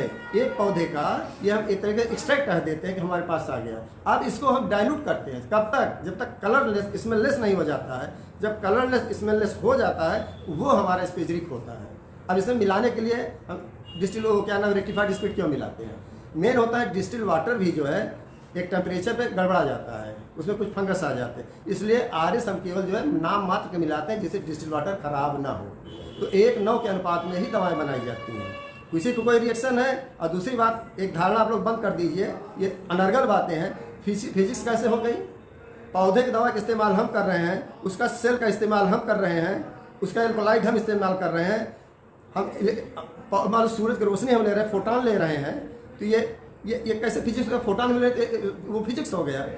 इस पर ले रहे हैं फोटॉन, हम पौधे पे ले रहे हैं, क्लोरोफिल पे ले रहे हैं, ठीक है। तो ये गलत बातें हैं, फिजिकल नहीं है ना केमिकल है, हमारा बायोलॉजिकल है, ठीक है। हमारी बॉडी जो है क्या है, बायोलॉजिकल है, और हम पौधों का इस्तेमाल कर रहे हैं वो भी बायोलॉजिकल है। तो हम एक बायोलॉजिकल काम कर रहे हैं तभी हमारा काम कर रहा है। और दूसरी बात जो है होता है कि आप जो है 20 फार्मेसियाँ तैयार हो गई हैं, वो कहते हैं फूड दे रहे हैं, हम आपको जो स्पेजरी दे रहे हैं, पता चला कलर्ड, आप स्पेजरी कलर्ड होती नहीं भाई, हमने यही पढ़ा है, सब लोग यही चीज़ है, सब भी पढ़े, डॉक्टर साहब कोई भी हो, आप डॉक्टर वी कुमार जी भाई हमारे गुरु रहे हैं, हम 82-83 उन्हीं से स्पेजरी किसन से ये वो होम्योपैथ का मदर टिंचर नहीं है। एक साधारण सी बात है, आप तुलसी का प्रयोग कर लीजिए, ठीक है, काढ़ा बना लोगे तो क्या हो जाएगा, वो आयुर्वेद हो जाता है। ऐसे खा लोगे तो आप नेचुरोपैथी हो जाती है।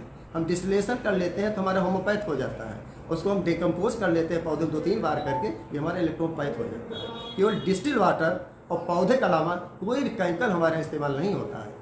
हम अगर RS भी ना इस्तेमाल करें तब भी हमारा चलेगा, लेकिन क्या है भाई, उसको एक टेम्परेचर फ्रिज में रखना पड़ेगा, तो कोई जरूरत नहीं RS भी हम नहीं इस्तेमाल करेंगे। लेकिन अब इसमें क्या, डिस्टिल वाटर खराब होने के डर की वजह से उसमें RS का इस्तेमाल हम लोग करते हैं, केवल नाम मात्र का। अब उसको चाहे आप फिल्स में अगर बनाएंगे, सबसे ज़्यादा देखिए फिल्स में भी आप बना सकते हैं, लेकिन क्या बॉडी हमारी 70% तो वाटर है, तो अगर आप वाटर में आप देंगे दवा तो ज़्यादा ठीक रहेगा, उसमें मिलावट की गुंजाइश कम रहेगी। आप टेबलेट दे रहे हैं, कोई दे रहा है, उसमें हो सकता है कुछ और मिला हो, तो इस वजह से आप इसमें दीजिए, प्रॉपर जो है पानी में आप दीजिए दवा, देखो बहुत बढ़िया काम करती है, हम वही इस्तेमाल करते हैं। हाँ, देने का तरीका आपको बदलना पड़ेगा। मान लीजिए किसी को फीवर है, अब डेंगू है, प्लेटलेट घटा है, अब मान लीजिए 24 घंटे में आपको बढ़ाना है, तो आप उसको 4 बार दवा दोगे तो दवा देने का तरीका बदलेगा, पॉजिटिव नेगेटिव का डिफरेंस यहीं पे आ जाता है। हमारी बॉडी काम नहीं करती है तो हम क्या कहते हैं भाई, निगेटिविटी जा रही है हमारी, तो पॉजिटिविटी लाने के लिए हम उसको दवा जल्दी जल्दी प्रोवाइड कर देते हैं। तो बुखार में या डिसेंट्री में, इन सब चीज़ों में थोड़ा देने का तरीका आपको बदलना पड़ेगा। ये कब आता है, प्रैक्टिस से आता है, केवल थ्योरेटिकल से नहीं होता है। आप प्रैक्टिस में आइए, आप ठीक करिए, तब उससे क्लियर हो जाएगा कि ये जो है ये सही चीज़ है, ये गलत चीज़ है। तो ये इलेक्ट्रोहोम्योपैथी का आप बिल्कुल निर्धड़क होकर के काम करिए, जो बताया जा रहा है, सब यहाँ एक्सपर्ट हैं, कम से कम 40 साल का सबकी वो एक्सपीरियंस है। हम लोग सन 80 से जुड़े हुए हैं, डॉक्टर अनिल श्रीवास्तव, डॉक्टर प्रमोद शुक्ला है, डॉक्टर SR द्विवेदी हैं, तो सब बहुत काम कर रहे हैं हम लोग। जो है आपको कोई दिक्कत होती है तो आप पूछिए, जो है डॉक्टर साहब पूछिए। देखिए मैं इस समय थोड़ा सा दूर रहता हूँ कम्युनिकेशन में, तो आप डॉक्टर अनिल श्रीवास्तव से पूछिए, बात करिए, कोई दिक्कत होती है तो हम लोग एक्सपर्ट है, आपको समाधान करेंगे। हाँ, ये टोटल रॉन्ग है, ये फिजिक्स का है, कोई माइक लाल कह दो, आप बहस करने के लिए हम तैयार हैं, ठीक है। ये आपका बायोलॉजिकल है, ये गलत बात है। ये हमारे जो है पौधे हैं, ये हमारी बॉडी है, ये बायोलॉजिकल है, बस यही चीज़ है। इलेक्ट्रो शब्द कहते हैं, इलेक्ट्रो क्या है, क्यों कैन फास्ट इलेक्ट्रो क्या क्या क्या इसमें पौधे में इलेक्ट्रो नहीं है क्या? इलेक्ट्रिसिटी डॉक्टर JC बसु ने क्या कहा था, सबसे इंडियन जो है डॉक्टर JC बसु ने यही कहा था, इलेक्ट्रिसिटी फाइंड इन जो है वेस्टर्न किंगडम। ये हमारे भारत के रहे हैं डॉक्टर JC बसु जी, कोई बॉटनिस्ट होगा, पढ़ा होगा, तो उन्होंने कहा कि इसमें इलेक्ट्रिसिटी पाई जाती है। तो उसी का भाई सेल है, तो सेल में अब क्या होगा, न्यूक्लिक एसिड होगा, उसमें न्यूक्लियस है, तो इलेक्ट्रॉन है, इलेक्ट्रॉन सब जगह, इलेक्ट्रॉन ये प्रोटॉन न्यूट्रॉन, ये नहीं कि फिजिक्स का है, ये आपका सेल है, हमारा यूनिट है। इस वजह से ये इलेक्ट्रिसिटी पाई जाती है पौधे में, उसी पौधे की इलेक्ट्रिसिटी को हम जो है डिस्टिल वाटर में उतार लेते हैं, तो कहाँ से फिजिक्स हो गई ये गलत बात है, रॉन्ग है। बस इसी बात पे आप लोग पढ़िए, कोई भी दिक्कत होती है आप डॉक्टर साहब से बात करिए। हाँ, कोई रिएक्शन अगर दवाओं से लोग कहते हैं कि नहीं कोई दवा खाने रिएक्ट कर गई, तो रिएक्ट करती मिलावट वाली दवा ही रिएक्ट करी। आप खाली पेट खिलाइए दवा, जड़ी बूटी खाली पेट आप खिलाइए, कि हम जड़ी बूटियों का अर्क है। अगर कोई मिलावट होगी तो आपको एप्लीकेशन कोई दिक्कत आएगी, तो आप दीजिए जो है खाली पेट दीजिए दवा। हमेशा इलेक्ट्रोपैथी के खाली पेट आप दवा दीजिए, खाने से आधा घंटा पहले या तो खाने के 1-1.5 घंटे बाद दीजिए। आप देखिए गुनगुना पानी में आप दीजिए, बहुत बढ़िया काम करेगा। बस इसी बात पे सबको आपको जो बहुत बधाई दे रहा हूँ, आप लगातार लगे रहिए, आप काम करिए। कोई भी दिक्कत होती है डॉक्टर अनिल श्रीवास्तव से भाई कम्युनिकेशन में जुड़े हुए हैं, इनसे संपर्क करिए, और कोई शंका है तो उसका समाधान निकलेगा, बैठ के निकलेगा, बहस से नहीं लेगा। ये मोबाइल पे आप जो बहस लिखते हैं, अरे बैठ के आगे बात करो, इलेक्ट्रोपैथ तो बैठ परिवार है हमारा, आप हमारे परिवार के सदस्य हैं, क्यों बहस करते हैं, बैठिए ना बैठ करके। अगर यही सब सीख होता तो आज किसी मीटिंग में क्या हुआ था, कोई संस्था लैब दिखाया अपना, हम तो नेचुरल लैब बनाए हैं। क्यों भाई, हमारे पास इंस्ट्रूमेंट नहीं, हमारे पास इतना पैसा नहीं है तो हम टेम्परेचर सारा इंस्ट्रूमेंट खरीद सके, तो हम लोग जो है सूर्य की रोशनी बनाते हैं, उसी समय जब पौधे फ्लावरिंग होते बनाते हैं जो है। तो कहने का मतलब ये है कि बैठ करके बहस से होती है बात, क्योंकि इलेक्ट्रोपैथी ये नहीं है कोई बहुत 30 मार खा हो गया, हमको बैठ करके इसका समाधान निकालना है, हमारी पैथी आगे बढ़े। इसमें बहस मत करिए। जो है बहस करना है आगे बैठ के इलेक्ट्रोपैथों के बीच में आप बैठिए, हम एक्सपर्ट बुला लेते हैं, हम लोग जो है बैठ के बात करिए क्या चीज़ है क्या नहीं है। भाई आप फिजिक्स कर रहे हो तो हम अब प्रोफेसर बुलवा देंगे यूनिवर्सिटी के, तो आप बैठ बात करो ना कहाँ से हो गई। ऐसे आप बयानबाजी मत दो, इलेक्ट्रोपैथिक नुकसान होता है सब। और हम इलेक्ट्रोपैथ हैं, हम पढ़ते हैं ठीक है, कोई नहीं बोलेगा, लेकिन और भी पढ़ेंगे तो क्या हंसेंगे ना। तो आप हमारे परिवार में क्यों आप जो है करते हैं, आप बैठ के बहस बात करके कोई शंका समाधान है, बैठ के समस्या का हल निकलता है और प्रोपोगंडा से नहीं निकलता है। कोई से बड़ा छोटा नहीं, सब भाई बंधु हैं हमारे। अब ये श्रीवास्तव जी कर रहे हैं, डॉक्टर साहब जो है इतना काम कर रहे हैं, भाई सबको जोड़े हैं ना। कम से कम कोई हम लोग भी कहते हैं भाई ठीक है इलेक्ट्रोपैथ, कोई पूछता भाई आप ठीक गूगल पे आप देख लो, यूट्यूब पे देख लो, पता तो चलता है। काम करिए, बस काम करिए, कोई शंका समाधान बैठ के बात करिए। किसी दिन हमारे यहाँ 20 की मीटिंग होती रहती है, आप बात कर लीजिए, सब लोग बैठ जाए जितने एक्सपर्ट हैं, काम हो जाए। नहीं तो लाइव क्यों नहीं आप लोग दिखा रहे हैं, बना रहे हैं। तो ये चीज़ है ना, आपस में बहस नहीं हो, मिल के बैठ कर, यही हमारी इच्छा है, यही आप लोग करें। हमारी इलेक्ट्रोपैथी जिंदा रहे, इलेक्ट्रोपैथी बहुत काम कर रही है गरीबों के लिए। तो ये समझ लीजिए कि ये भगवान है, छोटा दवा देते हैं, बच्चे सब हंसते चले जाते हैं। तो आप काम करिए बस। अगर आपको शंका समाधान है तो बैठ के एक्सपर्ट के बीच में बैठ कर बहसबाजी आप मत करिए, बस आप एक्सपर्टों के बीच में बैठिए। आप वैसे आप प्रोपोगंडा, हम आप होते कौन है भाई कहने वाले, एक्सपर्ट आप बैठाइए ना, यूनिवर्सिटी प्रोफेसर बैठेंगे, आप बात करेंगे। ऐसे हम कहते हैं ये है, ये है, ऐसे होता है क्या? ये साइंस है, साइंस से शंका का समाधान निकलता है, लेकिन बैठने प्रोपोगंडा से नहीं। काम करिए बस। सबको बहुत बहुत बधाई।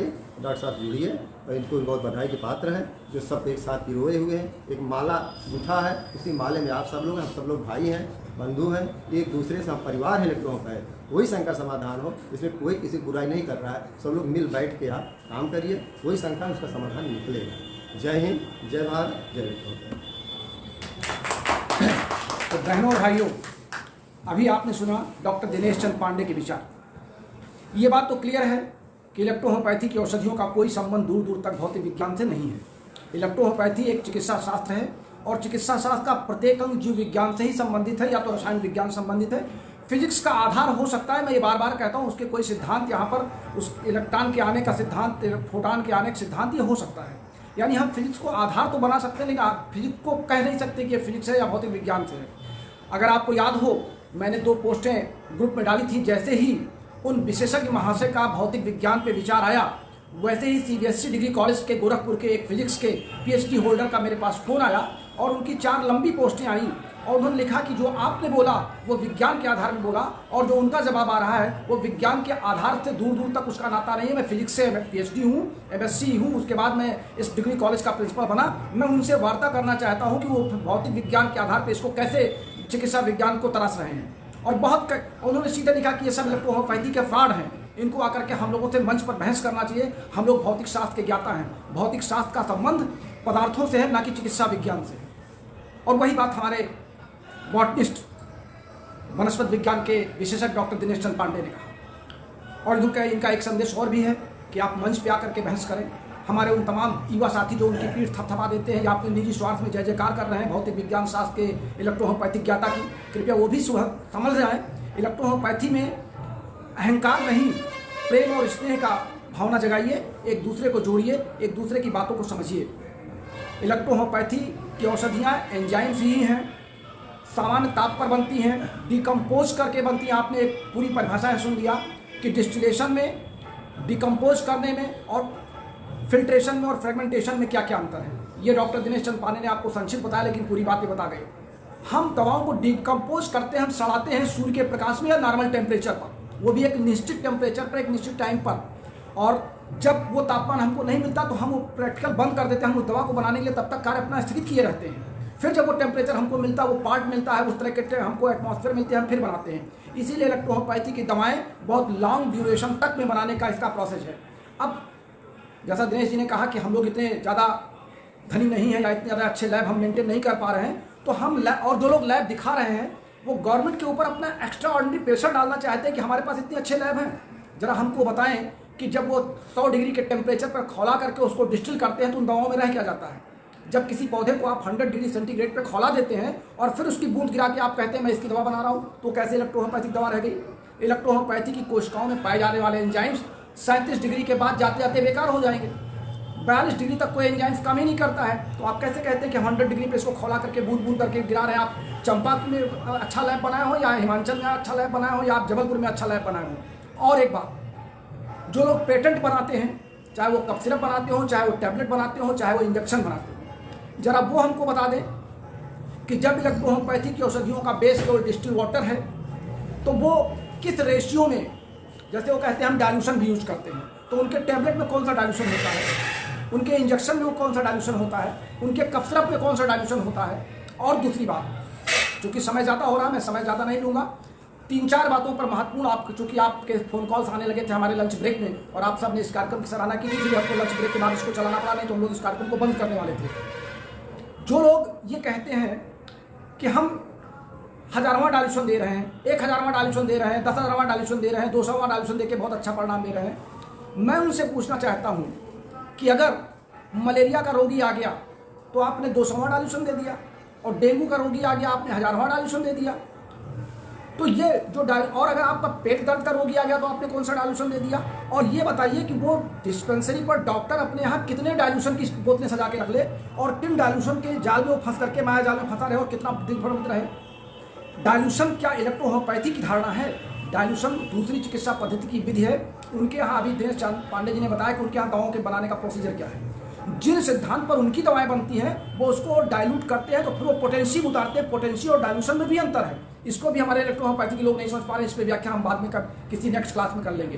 पोटेंशियल और डाइल्यूशन ये दो अलग अलग शब्द हैं, और इन दोनों अलग शब्दों को एक शब्द मिला करके बोलने वाले इलेक्ट्रोहोम्योपैथी के जानकार नहीं कहे जा सकते।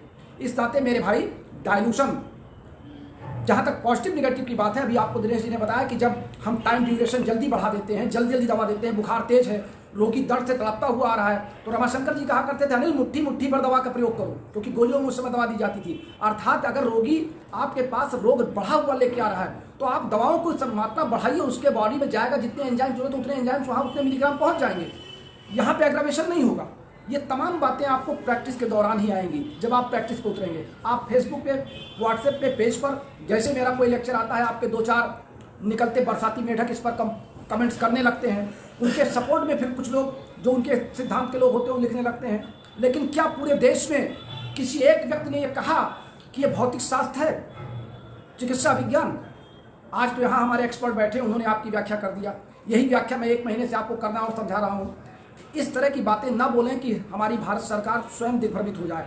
आपने स्वयं अपने स्टेटमेंट में कहा है कि उन डॉक्टरों ने कहा कि अभी हम समझ नहीं पा रहे हैं कि भौतिक विज्ञान कैसे, इसका हमें प्रयोग करना पड़ेगा। वो क्या प्रयोग करेंगे? चिकित्सा शास्त्र को भौतिक विज्ञान में कौन सा प्रयोग करेंगे? इलेक्ट्रोहोम्योपैथी की दवाएं एंडो एंजाइम्स को किसी लैब में टेस्ट किया ही नहीं जा सकता। अगर ये लैब में टेस्ट किया गया होता तो आज इसके पहले पेटेंट चिकित्सा पद्धतियां बना करके इसके टैबलेट बाजार में ले आई होती, और एंडो एंजाइम्स के टैबलेट बाजार में मिले होते तो इलेक्ट्रोहोम्योपैथी वहीं बंद हो गई होती आज से 200 साल पहले ही, तो बैठी इलेक्ट्रोहोम्योपैथी ना बना पाते। चूंकि एंडो एंजाइम्स किसी लैब में बनाई नहीं जा सकती, एंडो एंजाइम्स स्वयं जीवित कोशिकाएं उत्पन्न करती हैं। हम उस एंडो एंजाइम्स को अपनी दवा में ला करके एक्सट्रैक्ट के रूप में प्राप्त करते हैं, फिर हम उसको डाइल्यूट करते हैं, डाइल्यूट करके फिर उसका स्पेसिफिक बनाते हैं और फिर आपको देते हैं यूज करने के लिए। इस प्रोसेस को समझने का प्रयास करें। आज प्रयागराज से इस लाइव प्रसारण को यहीं पे समाप्त करते हैं, लेकिन समाप्त करने से पहले आज के कार्यक्रम की अध्यक्षता कर रहे डॉक्टर प्रमोद शुक्ला जी का संक्षिप्त संबोधन आप सबके बीच है, और मैं प्रमोद शुक्ला जी को आज के इस अच्छे मंच आयोजन के लिए हार्दिक बधाई देता हूं। अपने सभी साथी जो हमारे बिहार से चल करके और नागपुर से चल के हमारे बीच में पहुंचे। नागपुर यही नहीं है, आप सोच रहे हैं कि नागपुर से इस कार्यक्रम को सुनने के लिए आए। मैं आपका अनुभव भी जाना चाहूँगा। मैं तो आपको देर में समझ पाया, आप जरा इस चेयर पे आ जाए हमारे बगल में और साथियों से रूबरू हो जाए। देखिए, नागपुर से चल के आज इस लाइव प्रसारण को सुनने आए हैं। आपका पूरा नाम? डॉक्टर आर के नामदेव जी हैं। मैं आप संबोधित कर सकते हैं, बोलिए। मैं डॉक्टर आर के नामदेव थोड़ा और तेज बोलिएगा। नागपुर से बिलोंग करता हूँ, और 2013 में मैंने इलेक्ट्रोहोम्योपैथी की क्लासेस अटेंड की थी आपके सर के यहाँ से। अब सभी महागुरुओं के सामने मैं एक जैसे समुंदर में एक लोटा जल इसके समान हूँ। मैं ज़्यादा कुछ नहीं कहूँगा, पर जो ज्ञान हमें आप लोगों से मिला है उससे मुझे मैंने अपने भी जीवन में जो प्रैक्टिस की है, कई लोगों को मैंने ट्रीटमेंट दिया है, मेरा जो एक्सपीरियंस रहा है, तो इलेक्ट्रोहोम्योपैथी एक ऐसी चिकित्सा पद्धति है जिसके ज़रिए हम हिंदुस्तान में ही नहीं पूरे वर्ल्ड में एक ऐसी क्रांति ला सकते हैं। जैसे कोरोना महामारी से हमारा पूरा देश अभी जो जूझ रहा है, पूरा वर्ल्ड जूझ रहा है, और अभी भी कुछ ऐसे मुल्क हैं जो इससे जूझ रहे हैं। तो हम अपनी इस पद्धति से कई चिकित्सा पद्धतियों को कम्बिनेशन करके गवर्नमेंट जो नए प्रोजेक्ट नए सिस्टम बना रही है, तो हम अपना भी एक सिस्टम बना सकते हैं और अपने सिस्टम के ज़रिए से हम पूरे विश्व को एक लाभ दे सकते हैं। तो मैं यही कहूँगा सर कि जो अपनी इलेक्ट्रो होम्योपैथी है वो लिम्फ और ब्लड पर डिपेंड करती है। जो हमारे महागुरुओं का जो आदेश है उसका पालन करें। और मैं ये कहता हूँ कि रिसर्च करिए ना, रिसर्च करने में कोई बुराई नहीं है। अगर मैं नागपुर से इलाहाबाद आ सकता हूँ सर, मैं तो निवेदन करूँ कि आप लोग तो बीच के लोग हैं, तो उसके कमेंट्स करना कोई वो नहीं है, कमेंट्स करने में कोई बुराई नहीं, लेकिन हाँ कमेंट्स वहाँ करिए जहाँ करने लायक हो। है किसी की बातों को जब तक आप प्रत्यक्ष रूप से प्रमाणित ना करें तो बोलने का कोई अधिकार ना आपको है ना गवर्नमेंट को नहीं है, तो आपको और हमको तो बात ही छोड़ दीजिए।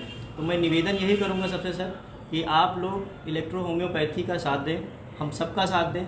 सबका साथ सबका विकास हमारे मोदी जी ने कहा है, तो हम निवेदन ये आप सबसे करेंगे कि आप सब लोग इलेक्ट्रो होम्योपैथी को अच्छे तरीके से समझें, नए नए रिसर्च करिए, नए सिस्टम को लाइए, और जो चीज़ ना समझ में आए हमारे महागुरुओं से उससे डिस्कशन करिए, और जो नहीं समझ में आता उस डिस्कशन को पूरा करिए। कहाँ कमी रह गई इसको हम अपने आप में देखें कि हमें कहाँ कमी है, कहाँ समझ में नहीं आ रहा है, वो सब डिस्कशन करने के बाद ही होगा। कोई फालतू की चीज़ों के बकवास करके या किसी के उसमें कमेंट्स करके कि फलां व्यक्ति ऐसा है वैसा है, यही अगर मैं रिक्वेस्ट करूँगा कि अगर एक उंगली इधर इशारा करती है कि आप ऐसे हो, तो 3 तो अपनी ओर करती है नया कि हम कैसे हैं। तो पहले हमें अपने आप को देखना है कि हम अपने सिस्टम को किस तरह से वो कर रहे हैं, हमें किस तरीके से डाइल्यूशन करना है, किस तरीके से इलेक्ट्रो होम्योपैथी को समझना है। इस चीज़ को समझने की ज़रूरत है, मेरी जहाँ राय है। अभी तक हम लोग इस चीज़ को समझ नहीं पाए हैं। हमारे महागुरु इसका कम से कम नहीं तो 35 से 40 साल का एक्सपीरियंस है आपको, और आप सब लोग इसके लिए इन लोगों से संपर्क में निरंतर बने रहिए। धन्यवाद। ये थे नागपुर के डॉक्टर नामदेव जी और इनके विचार आपने सुने। मैंने आज प्रयागराज की इस धरती पर ये जरूर देखा कि मैं यहाँ पर लगभग ये मेरा चौथा कार्यक्रम है और दूर दूर से लोग इस कार्यक्रम में शरीक हुए हैं। हर कार्यक्रम में लोग बाहर से आए हैं और उन्होंने इस कार्यक्रम का स्वागत किया, और आप पूरा देश पूरा विश्व इस कार्यक्रम का स्वागत कर रहा है। इस अच्छे आयोजन के लिए डॉक्टर प्रमोद शुक्ला का आभार पूरा इलेक्ट्रो होम्योपैथिक समाज दे रहा है। और इलेक्ट्रो होम्योपैथी अगर जाना जाएगा तो देश में डॉक्टर प्रमोद शुक्ला भी जाने जाएंगे। जैसा मैंने कल के स्टेटमेंट में जो मैंने अपने लाइव प्रसारण में अपने स्टूडियो से किया था, मैंने वहाँ आपसे कहा था कि मैं डॉक्टर वी कुमार जी के साथ 40 सालों से हूँ और डॉक्टर प्रमोद शुक्ला जी वी कुमार जी के सगे भाई हैं, और हम तीनों के विचार आपस में नहीं मिलते हैं। कभी कभी हम तीनों एक दूसरे से कभी कभी नाराज भी होते हैं, लेकिन केवल विचारों का आदान प्रदान नहीं होता है, हमारे मन के संकल्प भी होते हैं। जब हम संयमित होकर के बैठते हैं तो हम सोचते हैं कि अगर हमको किसी ने टोका है तो यहाँ पे कुछ हमारी कमी रही होगी। हम अपने विचारों को सहमति व्यक्त करते हैं। पिछले कुछ दिनों से डॉक्टर वी कुमार जी अपने निजी कार्यों में व्यस्त थे, वो आज इस कार्यक्रम में नहीं आ पाए हैं, लेकिन वो इसका लाइव प्रसारण देख रहे हैं। सुबह उन्होंने इस कार्यक्रम के लिए हम लोगों को फ़ोन कॉल करके शुभकामनाएं दी थी। मैं वी कुमार जी का आभार व्यक्त करता हूँ उनके सुबह के फ़ोन कॉल के लिए, और कुछ जो उनके निर्देश प्राप्त हुए थे वो हमने एसोसिएशन की बैठक में जारी कर दिया है। चूँकि ये प्रसारण अब समाप्ति की ओर है तो मैं बता दूँ कि मैंने एज ए महासचिव electro homeopathic medical practitioners association की इस बैठक में आज हमारे सभी पदाधिकारियों ने राष्ट्रीय पदाधिकारियों को छोड़ के और प्रदेश के महासचिवों के पद को छोड़ करके शेष कार्यकारिणी को भंग करने का निर्णय लिया और सारे पदाधिकारियों को भंग कर दिया गया, उनके पदों का मनोनयन समाप्त कर दिया गया है। और आज के नए मनोनयन में केवल प्रयागराज और चित्रकूट के मंडल अध्यक्ष का चुनाव किया गया है। शेष चुनाव हम अगले एक महीने के अगले बैठक में कर लेंगे। और जो मनोनयन समाप्त किए गए उसका कारण सिर्फ ये था कि पिछले 4 बैठकों में लोगों ने अपने आप को दूर रखा, वो बैठकों में आने से कतरते रहे। संगठन को जोश, संयम और लगन की आवश्यकता है। संगठन आपसे महीने में 1 दिन मांगता है, प्रदेश की कार्यकारिणी आपको 6 महीने में 1 दिन मांगती है, और राष्ट्र की कार्यकारिणी आपको साल में 1 दिन मांगती है। अगर आप इसमें भी समय नहीं निकाल पाते हैं तो आप संगठन में कार्य करने के इच्छुक नहीं माने जाएंगे। डिस्पेंसरी हर व्यक्ति चलाता है। आप नागपुर से अपनी क्लिनिक बंद करके आए हैं, मैं बस्ती से आया हूँ, पटना से लोग आए हुए हैं। इतनी दूर दूर से लोग अगर आए हैं तो उन्होंने अपना त्याग किया, अपना रुपया खर्च किया, अपना समय बर्बाद किया है। और आप अपने घरों में बैठ के कह देते हैं मुझे एकादशी का व्रत करना है, मेरा परिवार एकादशी में व्यस्त है, मुझे आज यहाँ जाना है, आज मुझे वैष्णो देवी के दर्शन करने हैं। 3 बार आप लोगों के कार्यक्रम पर इस मीटिंग को स्थगित किया गया। इस तरह की मीटिंग और इस तरह के संगठन चलाने के लिए आप सबका बहुत बहुत धन्यवाद कि आप इतने दिन हमारे संगठन में जुड़े रहे। आपको हम लोगों ने पदाधिकारी के रूप में स्वीकार किया। अब आप सभी के पद आज से समाप्त हुए हैं। हम नए पदों पर अपने राष्ट्रीय कार्यकारिणी में पुनर्विचार करेंगे और फिर नए पदों की घोषणा करेंगे। अब मैं अपने राष्ट्रीय कार्यकारी अध्यक्ष डॉक्टर प्रमोद शुक्ला जी से कहूँगा कि आप इस कार्यक्रम का समापन करें और इस कार्यक्रम को यहीं पर समाप्त किया जाए। नमस्कार दोस्तों, इलेक्ट्रोहोम्योपैथी शेर है। इलेक्ट्रोहोम्योपैथी के बनी तुम जिंदाबाद, क्यों ना आए हर इंसान के दिल में तेरी याद। मित्रों, ये इलेक्ट्रोहोम्योपैथी एक रिसर्च का विषय है, शोध का विषय था। आज शोध नहीं, आज काम का समय है। जब काम का समय होता है तो आपको अपने बड़े बड़े बोर्डों के साथ अपनी प्रैक्टिस में आ जाना चाहिए सड़कों पर। अगर आज प्रैक्टिस पर इलेक्ट्रोहोम्योपैथी, पूरे देश का इलेक्ट्रोहोम्योपैथी उतर आएगा तो ये तय है कि इलेक्ट्रोहोम्योपैथी की मान्यता के लिए सरकार को सोचना पड़ जाएगा। लेकिन कथनी करने में अंतर होना चाहिए। मैं आज उन लोगों से कहना चाहता हूं जिसके लिए आज मैंने ये कार्यक्रम रखा था कि अगर इसमें कहीं फिजिक्स और बॉटनी और केमिस्ट्री की बात आ गई तो जो कुछ डिस्कस करना था, ये प्रयागराज का ये मंच, कमला नेहरू इलेक्ट्रोहोम्योपैथी मेडिकल इंस्टीट्यूट, सब पूरे देश के लिए खुला स्थान है। यहाँ खुल के आप अपना चिंतन करें, अपना यहाँ पर डिस्कशंस करें और डिस्कशन करके तब इसकी बात का लाइव प्रसारण करें। अगर ऐसा नहीं होता है तो आज ये याद कान खोल के सुन लें कि गलतफहमी पालने वालों को, मैं आंदोलनकारी व्यक्ति हूं, मैं बहुत जल्दी बर्दाश्त नहीं करता हूं। उन लोग अपनी दुकानें बंद कर लें, नहीं बंद कराने काम ये प्रमोद शुक्ला कल कर रहा था, आज फिर करेगा, आगे भी करेगा। इलेक्ट्रोहोम्योपैथी साथ बेइंसाफी बर्दाश्त तब नहीं की जाएगी। ये मैटी का सिद्धांत, हम होम्योपैथ नहीं है। ये आप जो कह दोगे अपनी प्रक्रिया में आ जाओगे, हम अपना जो सिद्धांत कहता है, सिद्धांत की प्रैक्टिस होती है। और सिद्धांतवादी व्यक्ति, सिद्धांतवादी व्यवस्था में श्रद्धा होती है और श्रद्धा में संदेह नहीं होता है। इलेक्ट्रोहोम्योपैथी इसका नाम है। इसलिए ये मैटी का सिद्धांत और कानून का, देखिए हमेशा काम करने वाला, मुझको कभी ये नहीं रहा कि मेरा साथ कोई दे रहा कि नहीं हमारा कोई आ रहा नहीं आ रहा। एक आदमी है, दो आदमी है, दो आदमी 2000 बराबर ताकत रखता है, उसका आत्मबल साथ रहता है। उसके लिए कोई प्रॉपर्टी और पैसा नहीं चाहिए। और ये पैसा और शैडो लेके चलने वाले अपना इस मार्केट से हट जाए, उन्हें तो हटाने का काम अब हम लोग खुद करेंगे। ये संदेश मैं देना चाहता हूँ। अगर साइंटिफिक चिंतन करना है तो आज हमारा मंच खुला हुआ है, सभी के लिए खुला हुआ है। अनिल हमारे सगे नहीं है, डॉक्टर दिनेश पांडे हमारे सगे नहीं है, शालिग्राम द्विवेदी से लेकर के जो नामदेव जो भी लोग हैं हमारे साथ, मेरे केवल सिद्धांत और विचारों में इलेक्ट्रोहोम्योपैथी का डेवलपमेंट मेरा सगा है, जिसके लिए जीवन का हर पल, हर क्षण, हर चिंतन इलेक्ट्रोहोम्योपैथी चिकित्सा विज्ञान के लिए समर्पित है, समर्पित रहेगा। ये 38 साल का प्रयागराज में मेरा जो स्थान है वो केवल इलेक्ट्रोहोम्योपैथी चिकित्सा पद्धति के लिए है। इलेक्ट्रोहोम्योपैथी की एक पहचान है। और चाहे यहाँ सांसद हो, विधायक हो, चाहे यहाँ का कोई भी बड़ा से बड़ा नेता हो, अभिनेता हो, प्रोफेसर हो, डॉक्टर हो, इलेक्ट्रोहोम्योपैथी की पहचान रखने की पराकाष्ठा हर व्यक्ति को अपने जिले और अपने प्रदेश में बनाना चाहिए। अगर आप ये नहीं कर सकते तो आप इलेक्ट्रोहोम्योपैथ नहीं बन सकते। आज हमारे यहाँ ये श्रद्धा दीक्षित है, ये भी बॉटनी की स्टूडेंट, इलाहाबाद यूनिवर्सिटी के फर्स्ट क्लास स्कॉलर्स हैं। डॉक्टर दिनेश पांडे ये फर्स्ट क्लास स्कॉलर्स हैं। ये अनिल जी, ये सब, ये शालिग्राम द्विवेदी, ये भी इलाहाबाद यूनिवर्सिटी के, ये भी क्वालिफाइड, सारे पढ़े लिखे लोग हैं। अब ये बताइए, अगर कोई बहुत पढ़ा लिखा बनता, मैं चैलेंज करूँ, जिसको भी चिंतन करना है, जिसको बहस करनी है, उसका स्वागत है, अभिनंदन है। अगर पैसा नहीं, मैं पैसा भी दूंगा और रहने की व्यवस्था करेंगे, आए यहाँ स्वागत है और खुली बहस में भाग लें। ये मैं सारे पत्रकारों को, समाज के लोगों को, इलेक्ट्रोहोम्योपैथी के साथियों को ये खुला चैलेंज मैं ऑफर करता हूँ। जय मैटी, जय इलेक्ट्रोहोम्योपैथी। बहुत बहुत धन्यवाद प्रमोद जी, आपका एक बार फिर आभार व्यक्त करता हूँ। अब आप ये सोच रहे होंगे कि ये कार्यक्रम इलाहाबाद ही क्यों या प्रयागराज की धरती पर ही क्यों किया गया।